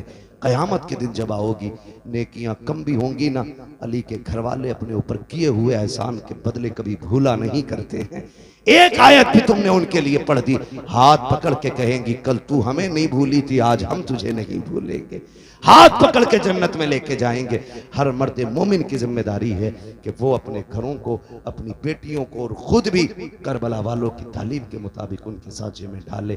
क्या किया जाए, वक्त मुकम्मल हो गया है, वरना मेरा जी चाहता था कि मैं मुकम्मल सफ़र आपको तरतीब से बताता। इंशाअल्लाह आज नहीं तो फिर कभी इस पर मुकम्मल गुफ्तगू हो पाएगी। जो हुए अगलात उनको माफ़ फरमाए रब्बे कायनात। जिंदगी ने दिया साथ, फिर होगी मुलाकात, चमन रहा फूल खिलेंगे, जिंदगी रही फिर मिलेंगे, मुसाफिर हैं हम भी, मुसाफिर हो तुम भी, किसी मोड़ पर फिर मुलाकात होगी। फ़कीरान आए सदा कर चले, सदा खुश रहो ये दुआ कर चले। सारे लोग कलमा शरीफ पढ़ लीजिए, ला इलाहा इल्लल्लाह मुहम्मदुर रसूलुल्लाह व मा अलैना इल्लल बलाग। अस्सलामु अलैकुम। हज़रत अल्लामा मौलाना सैयद शाह मोहम्मद इरफान मियाँ साहब क़िबला दामत बरकातुहुल आलिया, उन्हीं की बग़ल में हज़रत के शहज़ादे हज़रत सैयद हसन मियाँ साहब क़िबला वो जबल जलवा फ़रोज़ हैं। वहीं मिंबर शरीफ पर मैं साउंड वाले भाई साहब से कहूँगा थोड़ा सा इसमें इजाफा कर दीजिए, बढ़ा दीजिए आवाज़, चूँकि आज 16 फरवरी हो गई है। मेरे आवाज़ से आपको अंदाज़ा हो रहा होगा मुझे कुछ कहने की ज़रूरत नहीं है, और मैं अल्हम्दुलिल्लाह ये अदीब शहीर नाज़िम बेनज़ीर असली शायर हज़रत मौलाना कारी ज़फ़र बज़मी साहब शीशगढ़ी ये जानते हैं मैं कभी अपनी शिकस्ता हाली का शिकवा नहीं करता, क्योंकि जब हमें काम ही यही करना है तो शिकवा किस बात का कि मैं इतना लंबा सफर करके आया हूं, मैं थोड़ा अलील हूं, थोड़ा वक्त भी कलील है। तो इस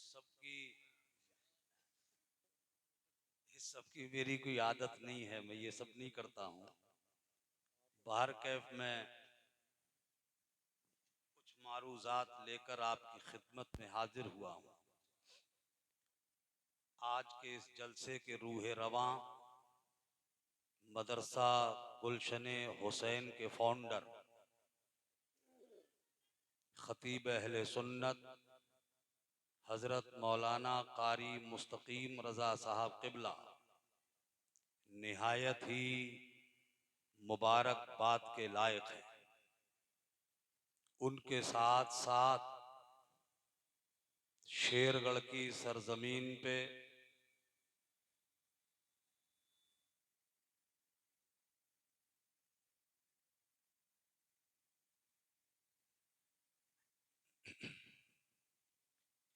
आबाद तमाम अहबाब अहले सुन्नत आप सब काबिल मुबारकबाद हैं।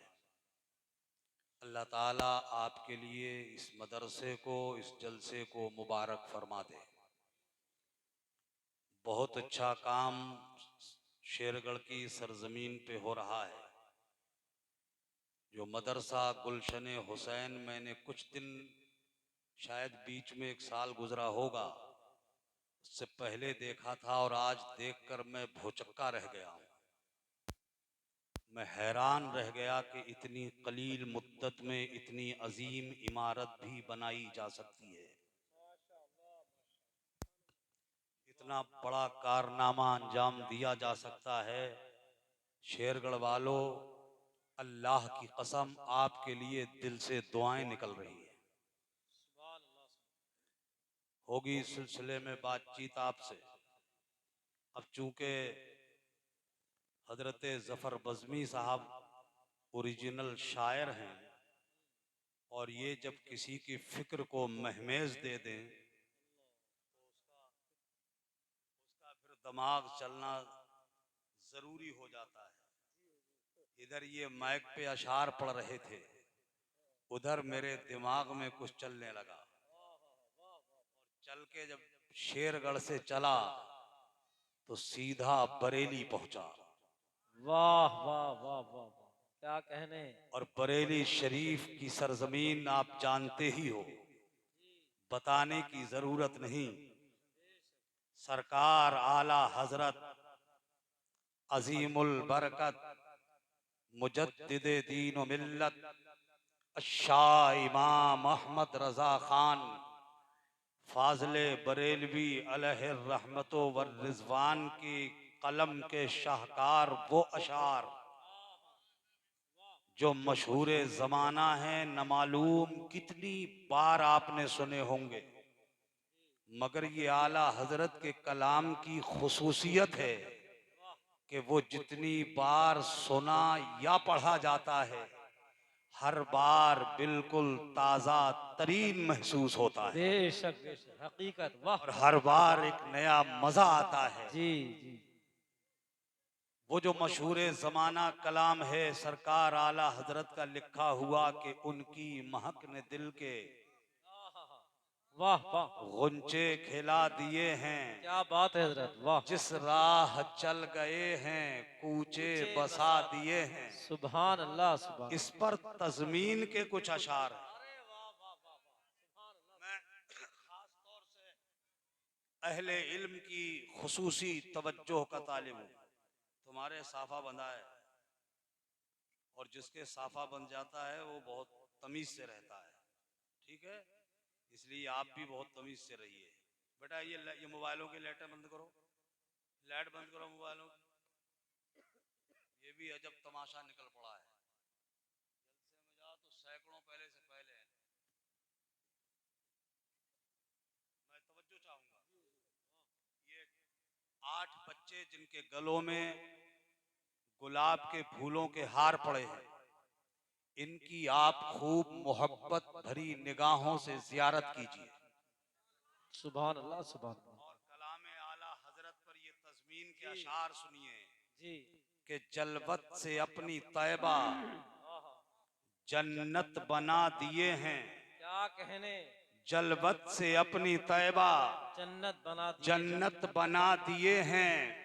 शोरीदा बस्तियों को गुलशन बना दिए हैं। वाह वाह वाह वाह। जलवत से अपनी तैबा जन्नत बना दिए हैं।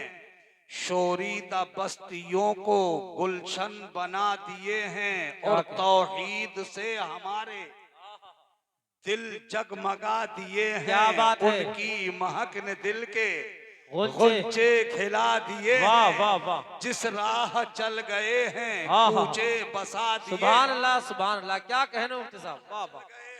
कूचे बसा दिए। मैं अहले इल्म की तवज्जो चाहूंगा। जी पढ़े लिखे लोग अगर मिंबर पे बैठे होते हैं और अगर वो एक अच्छी चीज सुनकर दाद न दें तो तकलीफ होती है।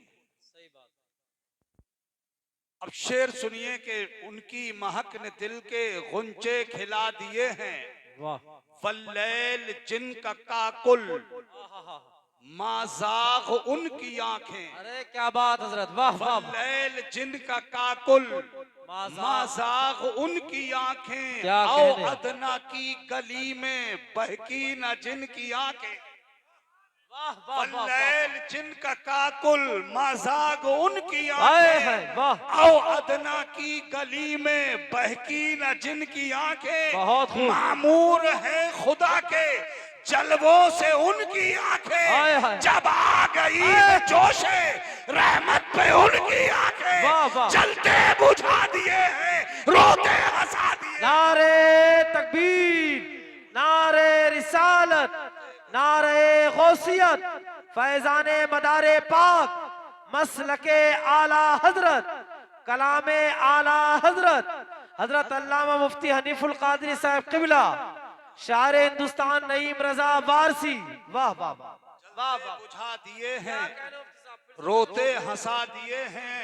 और जबले सला तुझको वो वक्त याद होगा।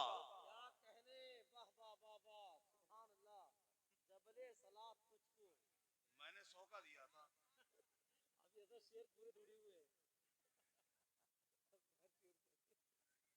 तवज्जो है,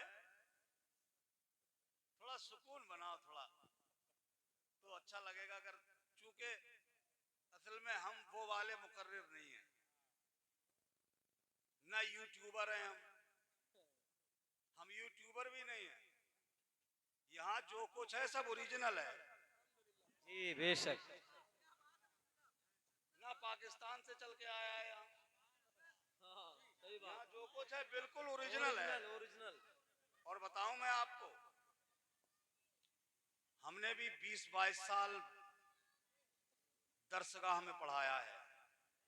जी बहुत पके हुए हैं हम।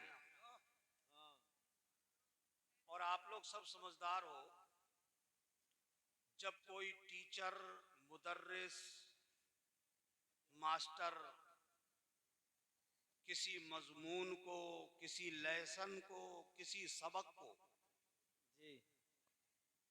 बच्चों को पढ़ाने जाता है वो, तो उसके जहन में एक बात होती है, मैं जो पढ़ाऊं वो बच्चों की समझ में आ जाए। जी बेशक। और जिस मुदर्रिस टीचर की तफहीम अच्छी नहीं होती, वो समझाने की सलाहियत ज्यादा अच्छी नहीं रखता है, तो वो काबिल कितना ही हो, अच्छा मुदर्रिस नहीं होता। सही बात। आ गए आप माशाल्लाह। ये है कारी मुस्तकीम साहब। मैं इनकी अदम मौजूदगी में इन्हें मुबारकबाद दे चुका हूं। अब ये तशरीफ फरमा हो गए हैं। अब देखना है जोर कितना बाजुए कातिल में है। होगी इंशाअल्लाह आपसे। अभी तो मैं थोड़ा सा आपका माहौल बनाने की कोशिश कर रहा हूं। तो ये जहन में रहता है कि जो हम पढ़ाएं वो बच्चों की समझ में आ जाए।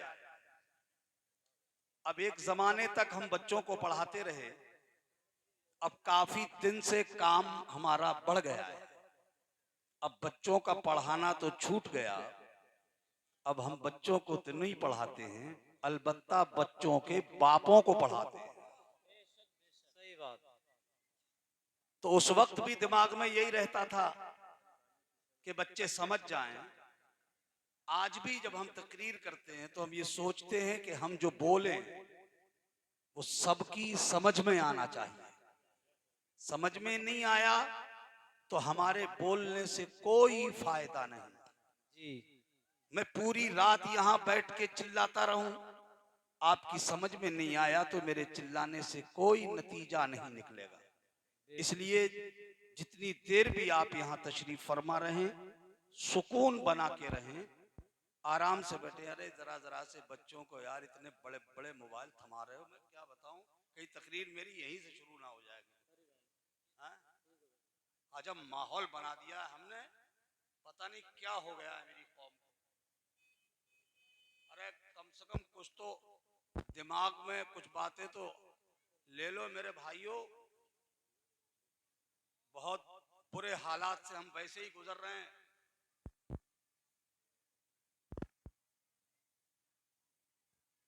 ये चूंकि एक तालीमी स्टेज है, यहाँ जिक्र एजुकेशन का होगा, यहाँ तज़किरा इल्म का होगा। क्या बात है, वाह।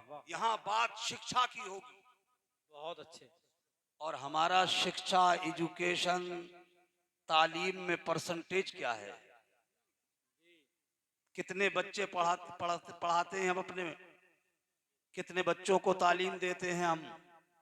100 लोगों में गिनो कितने लोग अपने बच्चों को तालीम याफ्ता बना रहे हैं, चाहे वो दीन की तालीम हो या दुनिया की तालीम हो।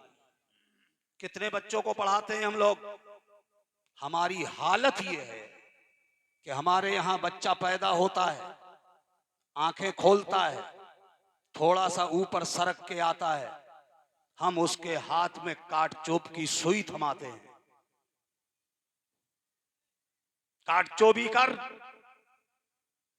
और थोड़ा सा ऊपर सरकता है, हम उससे कहते हैं कि अब जॉकेट बनाने का सीजन आ गया है, चल दिल्ली चला जा।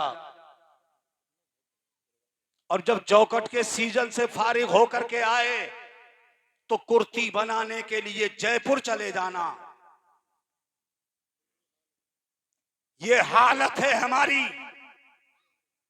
जिस उम्र में हमें बच्चों को तालीम देना चाहिए, जिस उम्र में हमें अपने बच्चे का भविष्य ताबनाक और रोशन करना चाहिए, जिस उम्र में हमें अपने बच्चे का आने वाला जमाना संवारना चाहिए था, उस जमाने में हमने अपने बच्चे से पैसे कमवाए, खुद बाबूजी बनके कुर्ता फड़काता हुआ गलियों में तमाशा करता रहा, नेतागिरी करता घूमता रहा, बच्चों से दौलत कमवाई, बच्चों से पैसा कमवाया, खुद अपने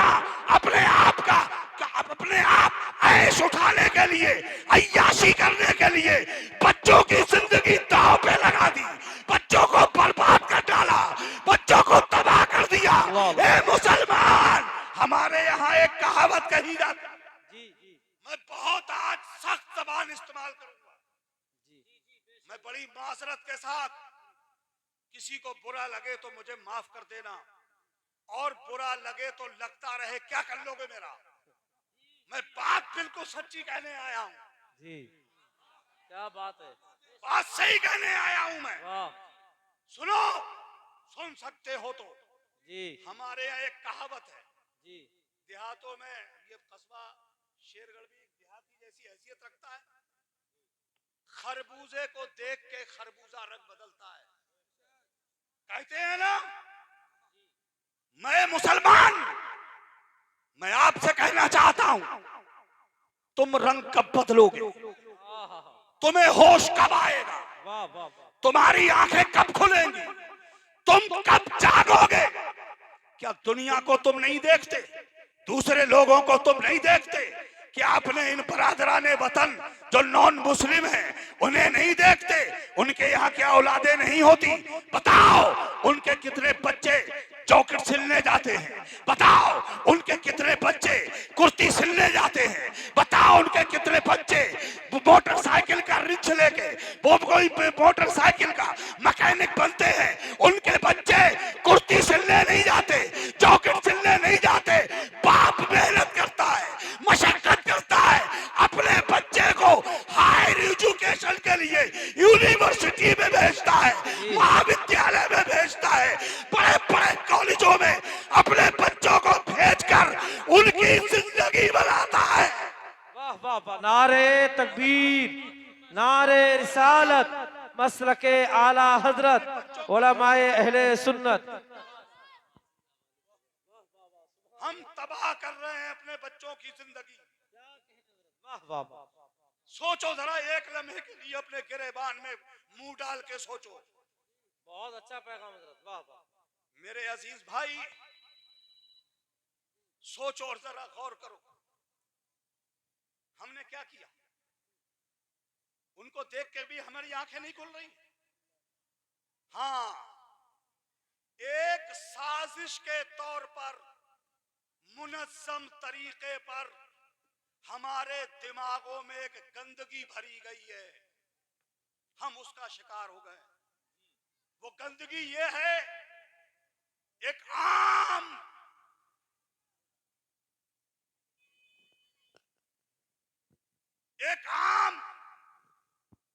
ये दिमागों में मैसेज डाल दिया गया है, पढ़ा लिखा के क्या करोगे, पढ़ा लिखा के क्या करोगे, नौकरी थोड़ी मिल जाएगी। ये गंदगी हमारे दिमागों में भर दी गई है। नौकरी थोड़ी मिलेगी, पढ़ा लिखा के क्या होगा, पढ़े ना लिखे, नाम मोहम्मद फाजिल, आता जाता कुछ भी नहीं, पहले से पहले कहते फिर रहे हो नौकरी नहीं मिलेगी। अरे तू अपने आप को इतना स्ट्रांग तो कर ले, वाह वाह वाह, तू अपने आप को इतना काबिल तो बना ले, तू अपने आप को इस लायक तो बना ले। मैं एक उदाहरण देता हूँ, एक मिसाल देता हूँ अपने उलमा से माजरत के तौर पर। मेरा दामन पहले मत पकड़ लेना, पहले मेरी बात पूरी हो जाने देना। ये जमात से बहुत डर लगता है, हाँ ये बहुत तेज लोग होते हैं।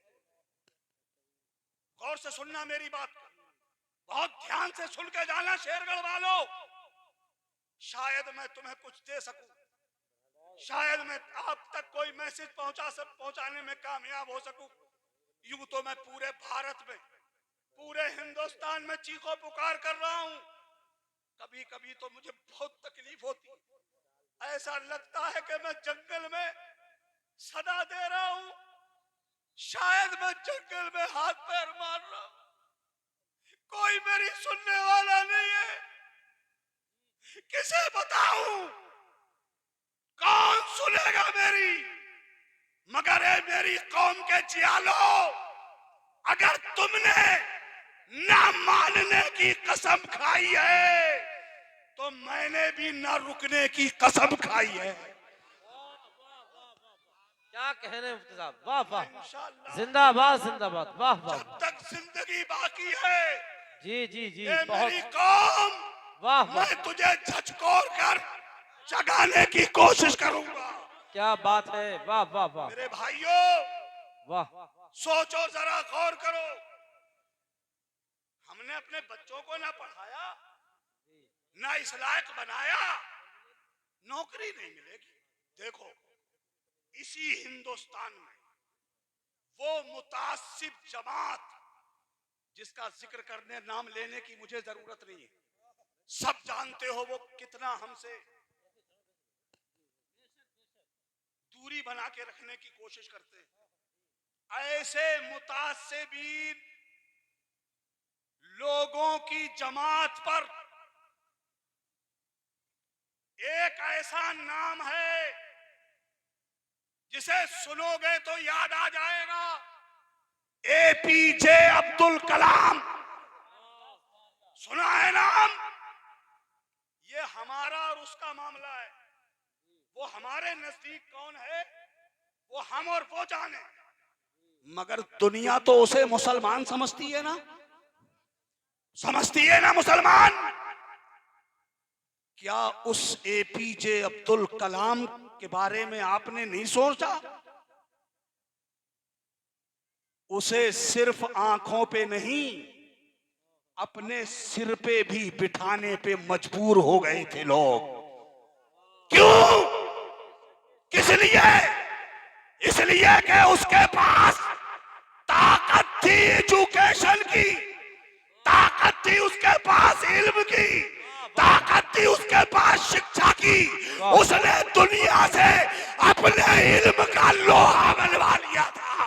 क्या कहने, नारे तकबीर, नारे रिसालत, मसलके आला हजरत, मदरसा गुलशन हुसैन। वाह वाह अपने बच्चों को इस वाह, लायक वाह, तो बनाओ, वाह वाह वाह। अरे इतना काबिल बना दो कि तुम्हारा बच्चा नौकरी तलाश करने के लिए दर दर भटकता ना फिरे। तुम्हारा बच्चा इस लायक हो, इतना काबिल हो कि दुनिया खुद तुम्हारे दरवाजे पे अपने घुटने टेक दे। वाह वाह वाह, बहुत खूब, सुभान अल्लाह सुभान। हम कराएंगे काटचो भी, जी हम मोटरसाइकिल का मिस्त्री बनाएंगे उसे, हम उससे चौखट सिलवाएंगे। और जिसके आज 4-5 लड़के हैं, उसने चारों पांचों को जगह जगह भेज दिया, किसी को दिल्ली, किसी को जयपुर, किसी को हैदराबाद, किसी को मुंबई, और अपना कुर्ता फड़का रहा गाँव।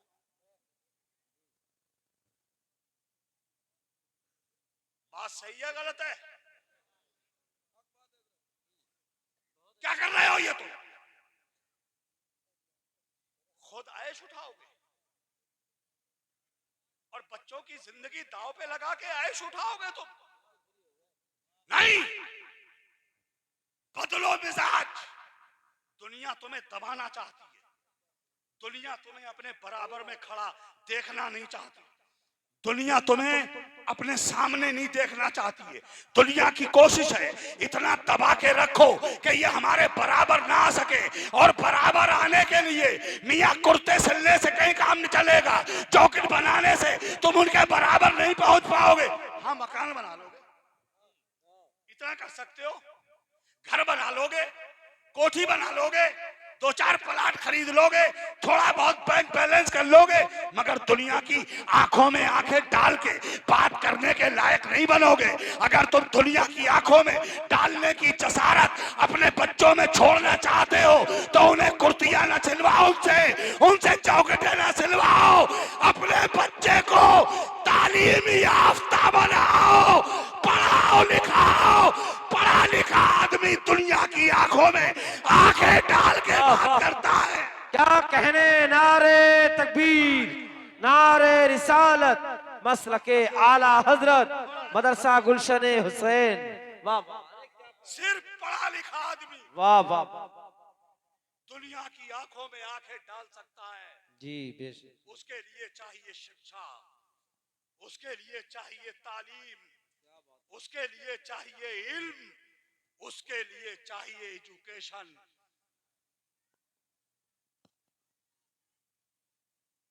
ना तो हम दुनिया की लाइनों में आगे बढ़ रहे हैं और ना दीन की लाइनों में। सही बात। हमारा दीनी जो इदारे हैं, ये मदरसा गुलशन हुसैन है,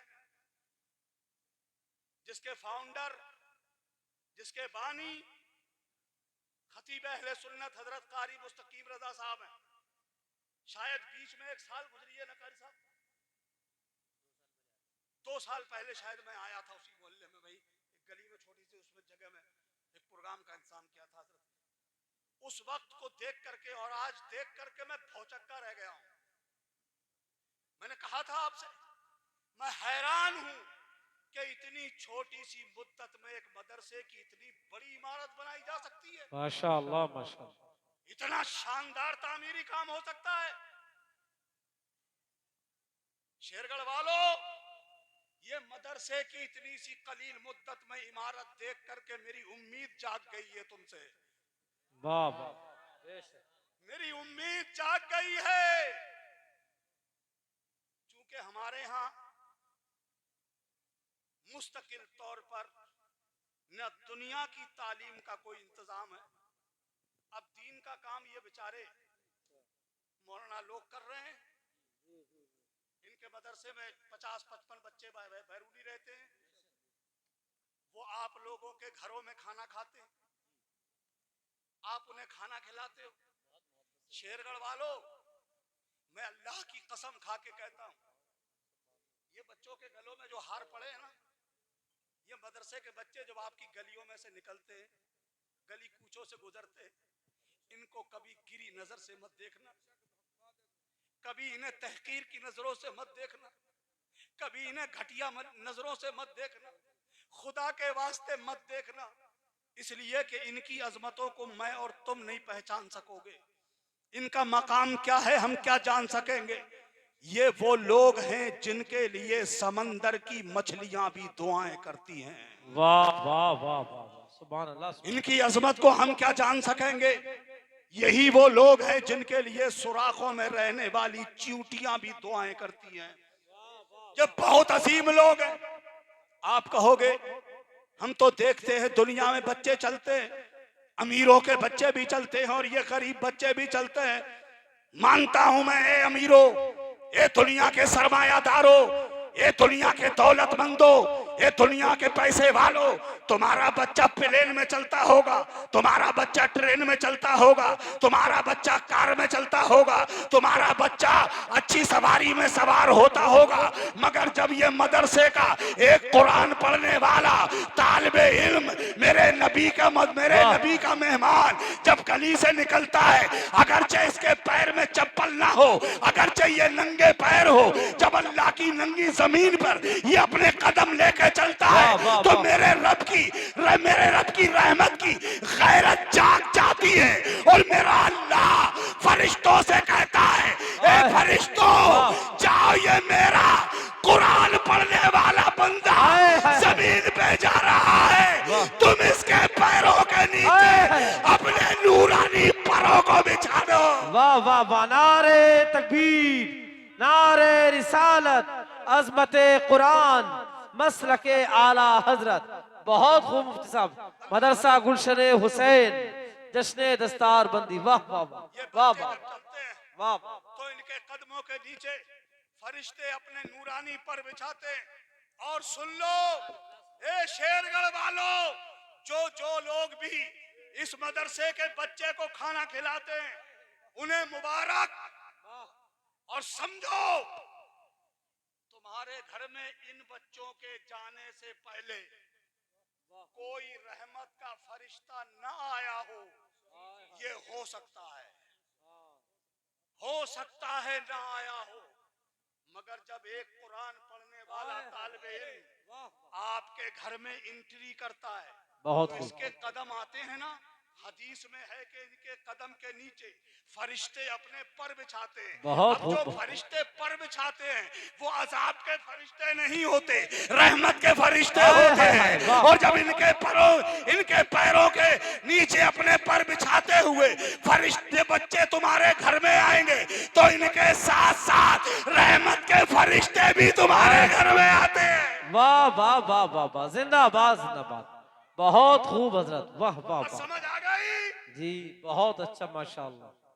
और वैसे तो हदीस पाक में मेरे आका फरमाते, ला तदखलुल मलाइकतु बैतन फीहे कल्बुन व तसावीर व जुनुब।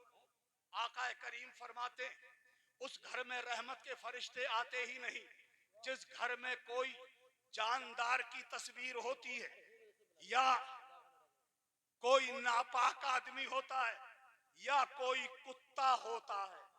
उस घर में रहमत के फरिश्ते नहीं आते। और जब ये तालिबे इल्म आपके घर आते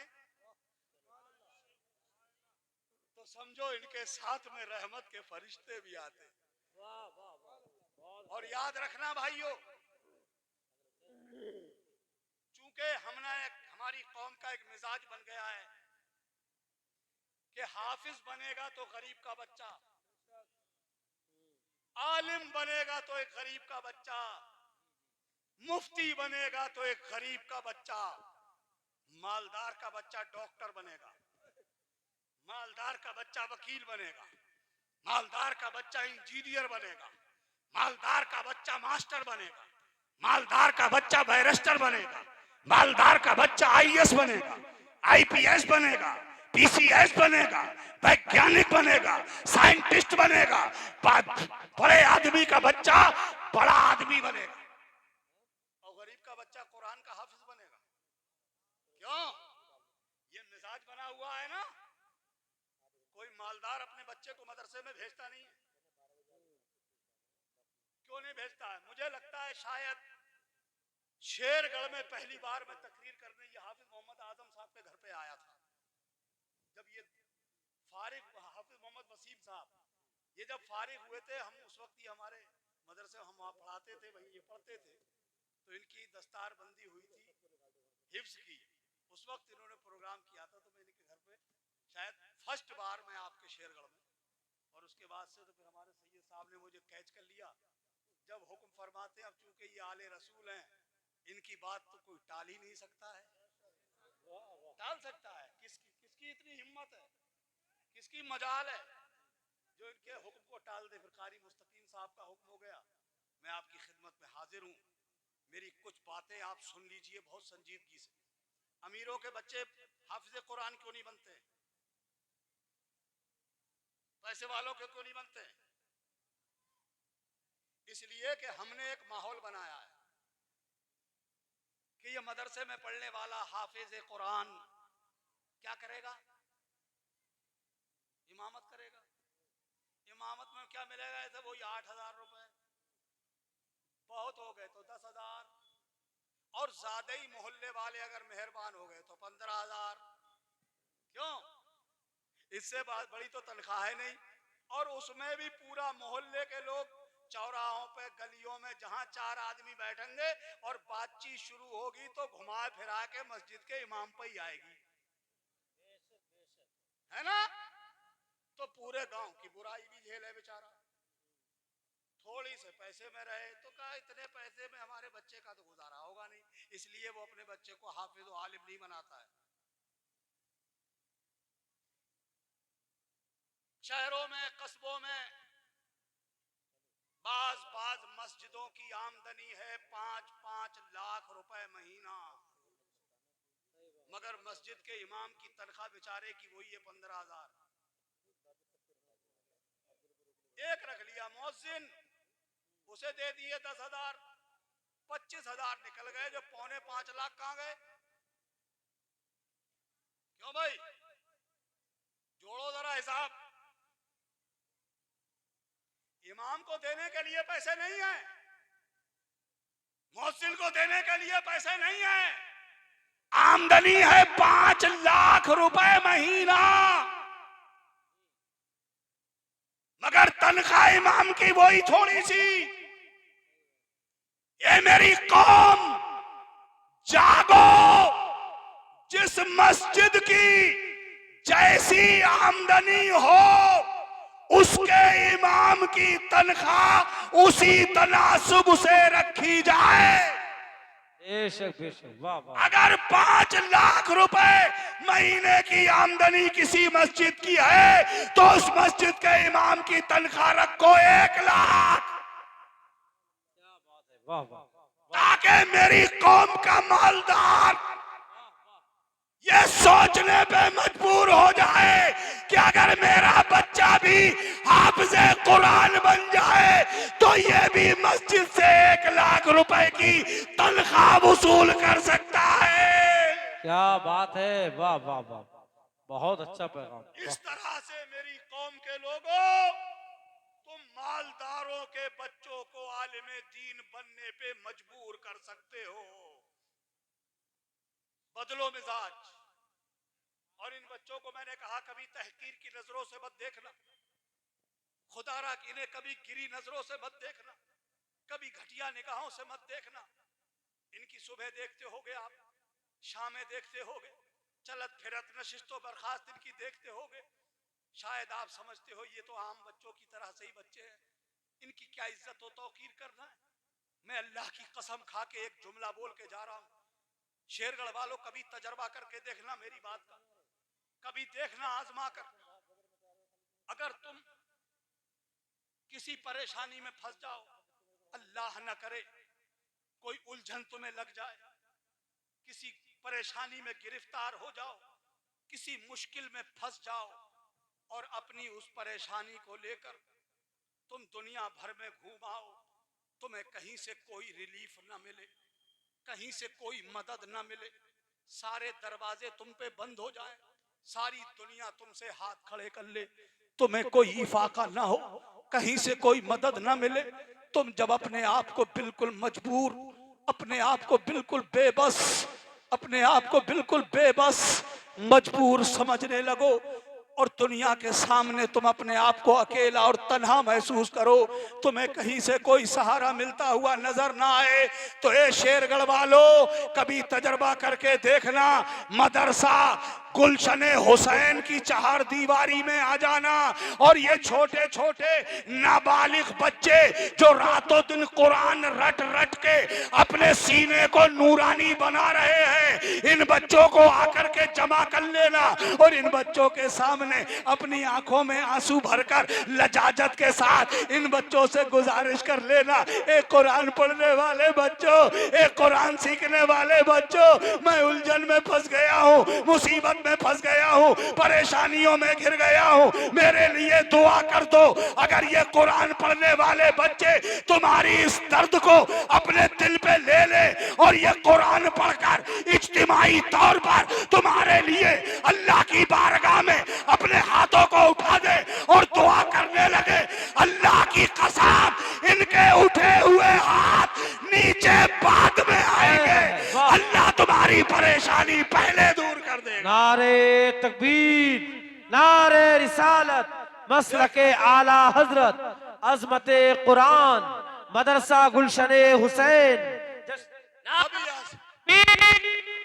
नारे रिसालत, नारे गौसियत, नारे तकबीर। देखना कभी आजमा के, तजर्बा करके देखना, मैं बहुत जिम्मेदारी के साथ बोल रहा हूं।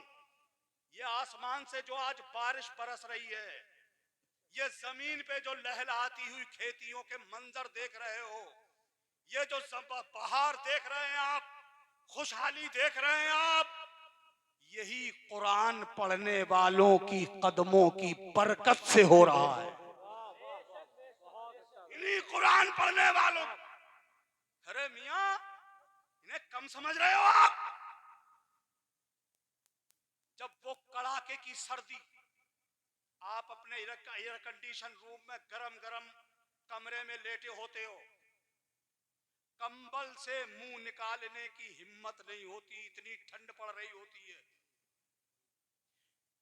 ऐसी ठंड के मौसम में कभी हिम्मत करके रात के उस वक्त में जब पूरा आलम सो रहा हो, पूरी दुनिया सो रही हो, मदरसा गुलशने हुसैन या किसी और इदारे में, सैयद साहब का इदारा है, उसमें उसकी चार दीवारी के अंदर झांक के देखना, जब पूरा आलम उस सर्द रात में लिहाफों में लेटकर अपनी ईद के मजे ले रहा होता है, तो इन मदरसों में ये नन्हे नन्हे बच्चे मदरसे की टूटी चटाई पे बैठ के कुरान की तिलावत कर रहे होते हैं।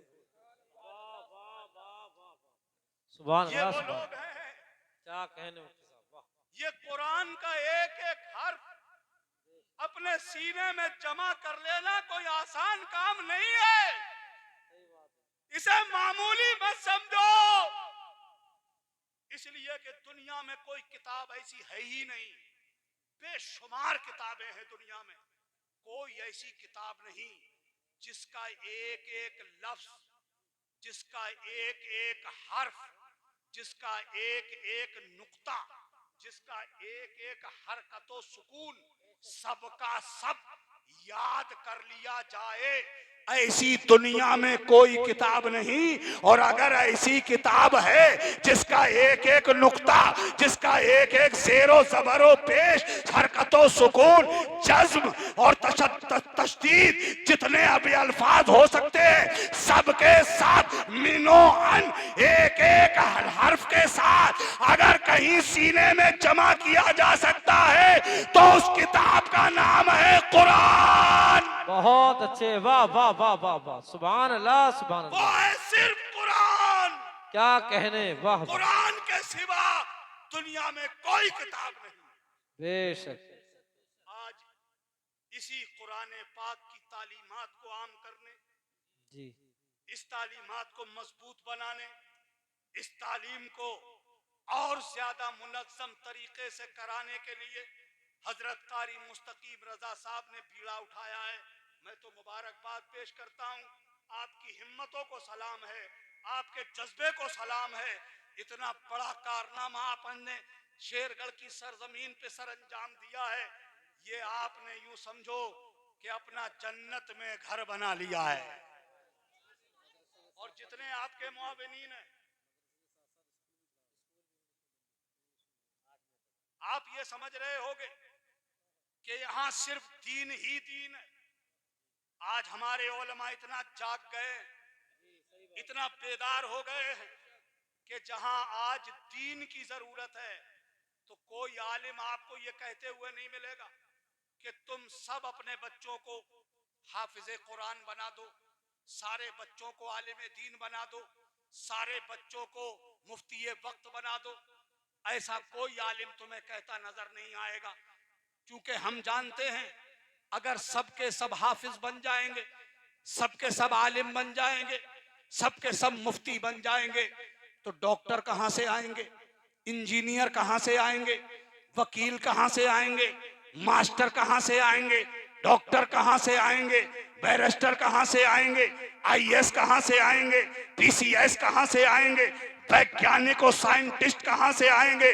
जहां मेरी कौम को एक हाफिज कुरान की जरूरत है, वहीं मेरी कौम को एक डॉक्टर की भी जरूरत है। जहां मेरी कौम को एक आलिम की जरूरत है, वहां मेरी कौम को वकील की भी जरूरत है। मेरी कौम को जहां मुफ्ती की जरूरत है, वहीं मेरी कौम को एक आईएएस अधिकारी की भी जरूरत है। बहुत अच्छा पैगाम, बेशक बेशक। इसलिए कि दुनिया की साजिशें जी नित नए रूप में हमारे सामने आ रही हैं। सही बात। आज तो इलाज के नाम पे भी हमें लूटा जाता है। इलाज करने के नाम पे हमारी जमीनें बिकवाई जाती हैं। अगर बाप ने पूरी जिंदगी कमाकर अपने बच्चों के सर पे एक छोटी सी छत डाल ली थी, उसे भी बिकवाने का नंबर लगवा देते हैं आज के डॉक्टर। इलाज के नाम पर हमें आर्थिक तौर पर, मुआशी तौर पे बर्बाद करने की ये प्लानिंग है। इसलिए मेरे भाइयों, अब वक्त का तकाजा है कि अब हमारा भी बच्चा एमबीबीएस डॉक्टर बने। वाह वाह वाह वाह वाह वाह, बेशक। क्या जब वो एमबीबीएस डॉक्टर बनेगा तो कभी तो उसे हमारे ऊपर रहम आएगा ना। वो एक कहावत कहते हैं ना हम लोग, अपना मारे साए में डाले, खैर मारे धूप में डाले। कहते हैं ना, ये हमारा अपना बच्चा होगा, हमारा घर तो नहीं बिकवाएगा, हमारी गरीबी पे कुछ तो तरस खाएगा। इसलिए डॉक्टर होना भी जरूरी है और वकील भी बहुत जरूरी है। चूंकि अल्हम्दुलिल्लाह हम इतनी अच्छी कौम हैं, इतने भले लोग हैं हम, कि अगर हमारे पड़ोसी से हमारी अन्न बन्न हो जाए, अगर थोड़ी सी खटपट हो जाए तो चेयरमैन साहब भी रोक रहे हैं, मोहल्ले का वार्ड मेंबर भी रोक रहे हैं। अरे भाई साहब बात तो सुनो, बात तो सुनो। अरे ही निपटा लेंगे, अरे रुको तो जरा अभी, अरे ही निपटा लेंगे, कहाँ जा रहे हो। कारी साहब भी रोक रहे हैं, आलिम साहब भी रोक रहे हैं। अरे भाई साहब यहीं समझौता हो जाएगा, कोई ऐसी बात नहीं, रुको तो। अरे अभी रुक, अभी रुक। अब ये चौकी और थाने से पहले नहीं मानेगा। बोलो सही है गलत है? अरे कुछ तो हाँ करो यार, सही है ना? मगर एक बात मेरी समझ में नहीं आती है, यहां से तो पूरे जोश में जाता है और थाने के गेट पे पहुंचते ही सरेंडर, सब निकल गया जोश। अच्छा वहां लिखी जाएगी पर्ची, है ना, अब पर्ची लिखवा के लेके जाएगा। सही बताइयो, ये तुम्हारी सिर्फ वो पर्ची लिखा हुई ले लेंगे या नीचे से गांधी जी भी चाहिए?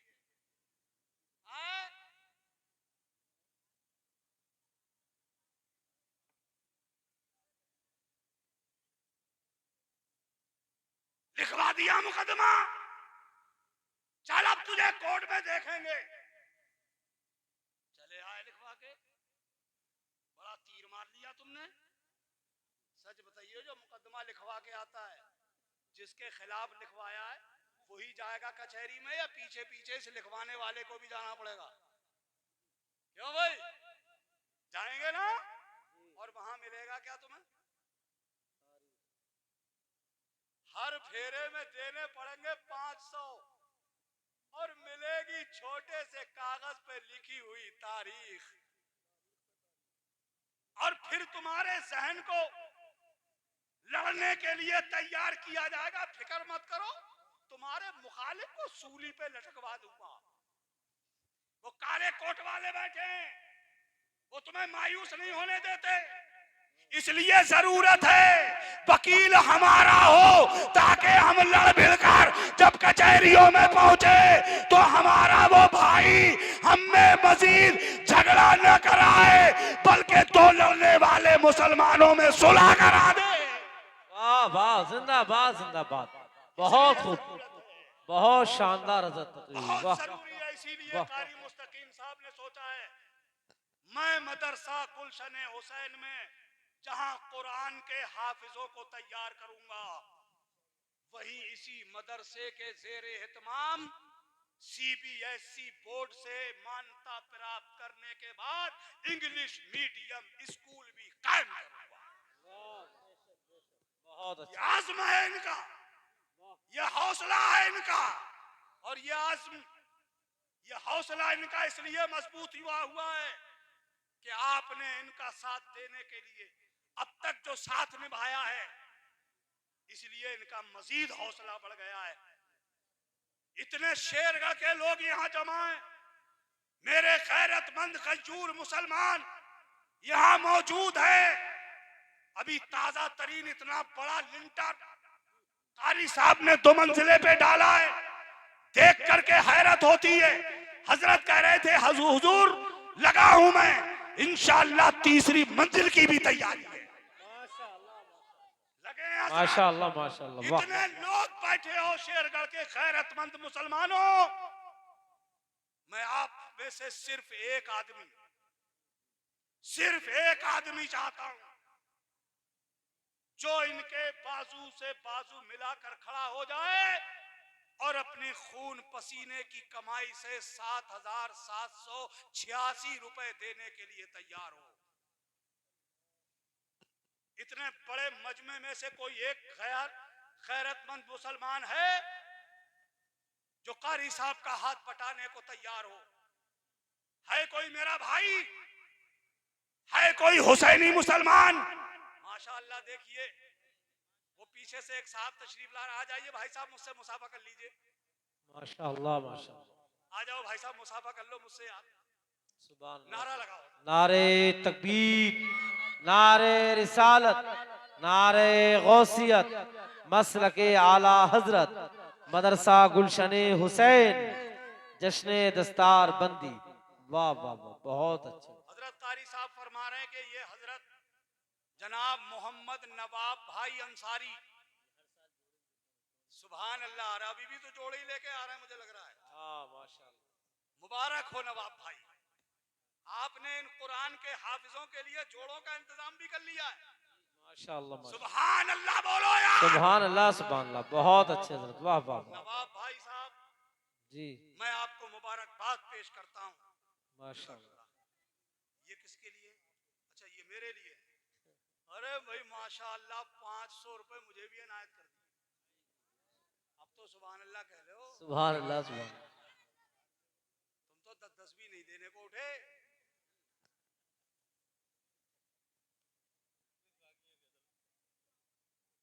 वो मैंने यूं ही कह दिया है, कहीं उठ मत जाना यार। हाँ, ये हमारे नवाब भाई ने 7,786 रुपए मदरसे के तामीरी काम में खर्च करने के लिए कारी साहब को देने का वादा कर लिया है। और ये शेरगढ़ वालों, ये जो मैं इतनी जसारत कर पा रहा हूं, इतनी कलील मुद्दत में इतनी अजीम इमारत बना के दिखाई है आपने, तो मुझे भी हौसला हो गया है। ये है नवाब भाई साहब, नवाब अंसारी साहब। इन्होंने 7,786 रुपए मदरसा गुलशन हुसैन को देने का वादा किया। क्या इतने मुसलमानों में कोई दूसरा ऐसा जियाला हुसैनी मुसलमान है कि जब मैदान महशर में जन्नत के दरवाजे खोलकर रिजवाने जन्नत नवाब अंसारी साहब को आवाज दे रहे हो कि तुमने गुलशन हुसैन मदरसे की मदद की थी, आओ अल्लाह ने आज तुम्हारे लिए जन्नत के दरवाजे खोल दिए। क्या कहने, वाह वाह वाह वाह। और जब ये आवाज लगाई जाए तो शेरगढ़ का दूसरा मुसलमान भी खड़े होकर के हजरत रिजवान से कहने लगे, ए हजरत रिजवान अलैहिस्सलाम, जहां नवाब भाई ने दिए थे तो मैं भी पीछे नहीं था, मैंने भी इनके शाना बशाना खड़े होकर 7,786 रुपए गुलशन हुसैन मदरसे में मदद की। माशाअल्लाह माशाअल्लाह। है कोई मेरा दूसरा ऐसा भाई आप लोगों में, इतने मुसलमानों में, जो नवाब हुसैन, सुभान अल्लाह बोलोगे? माशाअल्लाह माशाअल्लाह, सारे वाह, लोग सुभान अल्लाह बोलेंगे। सुभान अल्लाह सुभान अल्लाह। अलहाज गुलाम फरीद हाजी साहब, माशाअल्लाह, गुलाम फरीद हाजी साहब अंसारी साहब, हाजी फरीद अंसारी साहब। मैं तो 7,786 की बात कर रहा था, हाजी साहब ने कारी साहब के फोन पे बता दिया कि अब 7,786 नहीं, हमारी तरफ से 10,000 का ऐलान करवा दिया। माशाअल्लाह, वाह वाह वाह, बहुत अच्छे, वाह। माशाअल्लाह, हाजी साहब ने 10,000 रुपए देने की बात कर ली। अब ये लोग हो गए दो जी, ये हो गया जोड़ा। अल्लाह है बेजोड़ और अल्लाह बेजोड़ को पसंद फरमाता है। देखो हम लोग नमाज पढ़ते हैं ना, रुकू में तस्बीह कितनी पढ़ते हैं? कम से कम तीन पढ़ेंगे, 5 पढ़ेंगे, 7 पढ़ेंगे, 9 पढ़ेंगे, बेजोड़। अल्लाह को बेजोड़ पसंद है, अल्लाह को बेजोड़ पसंद है। तो मेरा भाई है कोई तुम में से, आप में से कोई तीसरा भाई जो इस जोड़ को बेजोड़ कर दे? है कोई तीसरा भाई हम में से जो हाजी फरीद अंसारी साहब और नवाब अंसारी साहब के बाजू में खड़ा हो जाए और 7,786 रुपए मदरसा गुलशन हुसैन को देने का वादा करे? है आप में से कोई भाई तीसरा? बहुत जल्दी कर लो, मेरे पास वक्त की बहुत किल्लत है, जल्दी कर लीजिए ये काम। है आप में से कोई तीसरा भाई? इतने लोगों, इतने मुसलमानों में से आज मैं देखता हूं कि शादी ब्याह के नाम पर, आज हमारे शादी ब्याह के नाम पर लाखों रुपए हराम की नाली में बहा देते हैं हम लोग। अच्छा, आपकी मस्जिद के मुतवल्ली साहब हाजी डॉक्टर शमसुल कमर, डॉक्टर हाजी शमसुल कमर अंसारी साहब, कारी साहब जिस मस्जिद में नमाज पढ़ाते हैं उसके मुतवल्ली साहब, माशाअल्लाह। उन्होंने कितने, अच्छा कितने, 7,786। सुभान अल्लाह बोलो यार। 10,000 माशाअल्लाह, वाह वाह वाह। हाजी साहब ने भी 10,000 का ऐलान कर दिया। मगर यार कारी साहब,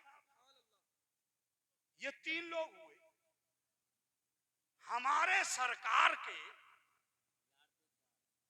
पूरी दुनिया में जो सबसे ज्यादा मशहूर थे वो यार थे 4। क्या बात है, वाह। वो कितने यार थे? 4। नाम सुन लो, हजरत अबू बकर सिद्दीक, हजरत उमर फारूक, हजरत उस्मान गनी, हजरत मौला अली। ये तीन लोगों को अगर मैं तकसीम करूं तो तीन पे तकसीम हो गए। एक हो गए हजरत अबू बकर सिद्दीक के नाम, एक हो गए उमर फारूक के नाम, एक हो गए उस्मान गनी के नाम। है कोई इतने मजमे में चौथा मुसलमान जो खड़ा होके कहे मेरी तरफ से मदरसे को 7,786, ये है मौला अली के नाम। क्या कहने, वाह वाह वाह वाह वाह, सुभान अल्लाह सुभान कोई अल्लाह। आप में से हजरत शेरे खुदा से मोहब्बत करने वाला, हजरत अली से प्यार करने वाला है कोई चौथा मुसलमान? इतने लोगों में से जो 7,786 रुपए की बहुत मोटी रकम नहीं है, बहुत मामूली सी रकम है। दीन के राह में, अल्लाह के राह में मियां सब कुछ यहीं धरा रह जाएगा। और जब हम दुनिया छोड़ के जाएंगे तो हमारे साथ कोई धन दौलत साथ नहीं जाएगी। हम जो राह खुदा में खर्च कर चुके होंगे यही हमारे काम आएगा। इसलिए आप में से कोई मौला अली से मोहब्बत करने वाला सच्चा मुसलमान है?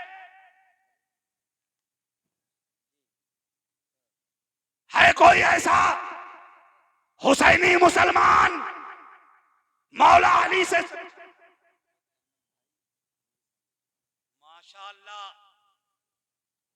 हजरत कारी मुस्तकीम साहब के साले साहब, क्या नाम, मोहम्मद अहमद साहब, माशाअल्लाह, वो भी शेरगढ़ के ही हैं।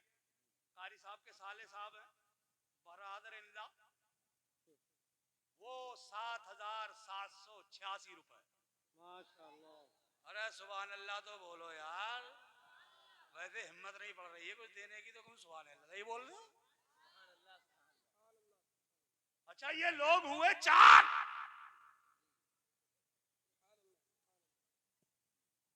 मगर जब नजरान के ईसाई आए थे मेरे हुजूर के पास और उन्होंने मुबाहले की बात कही थी, मेरे आका ने उन्हें दावत मुबाहला दी थी कि तुम अपनी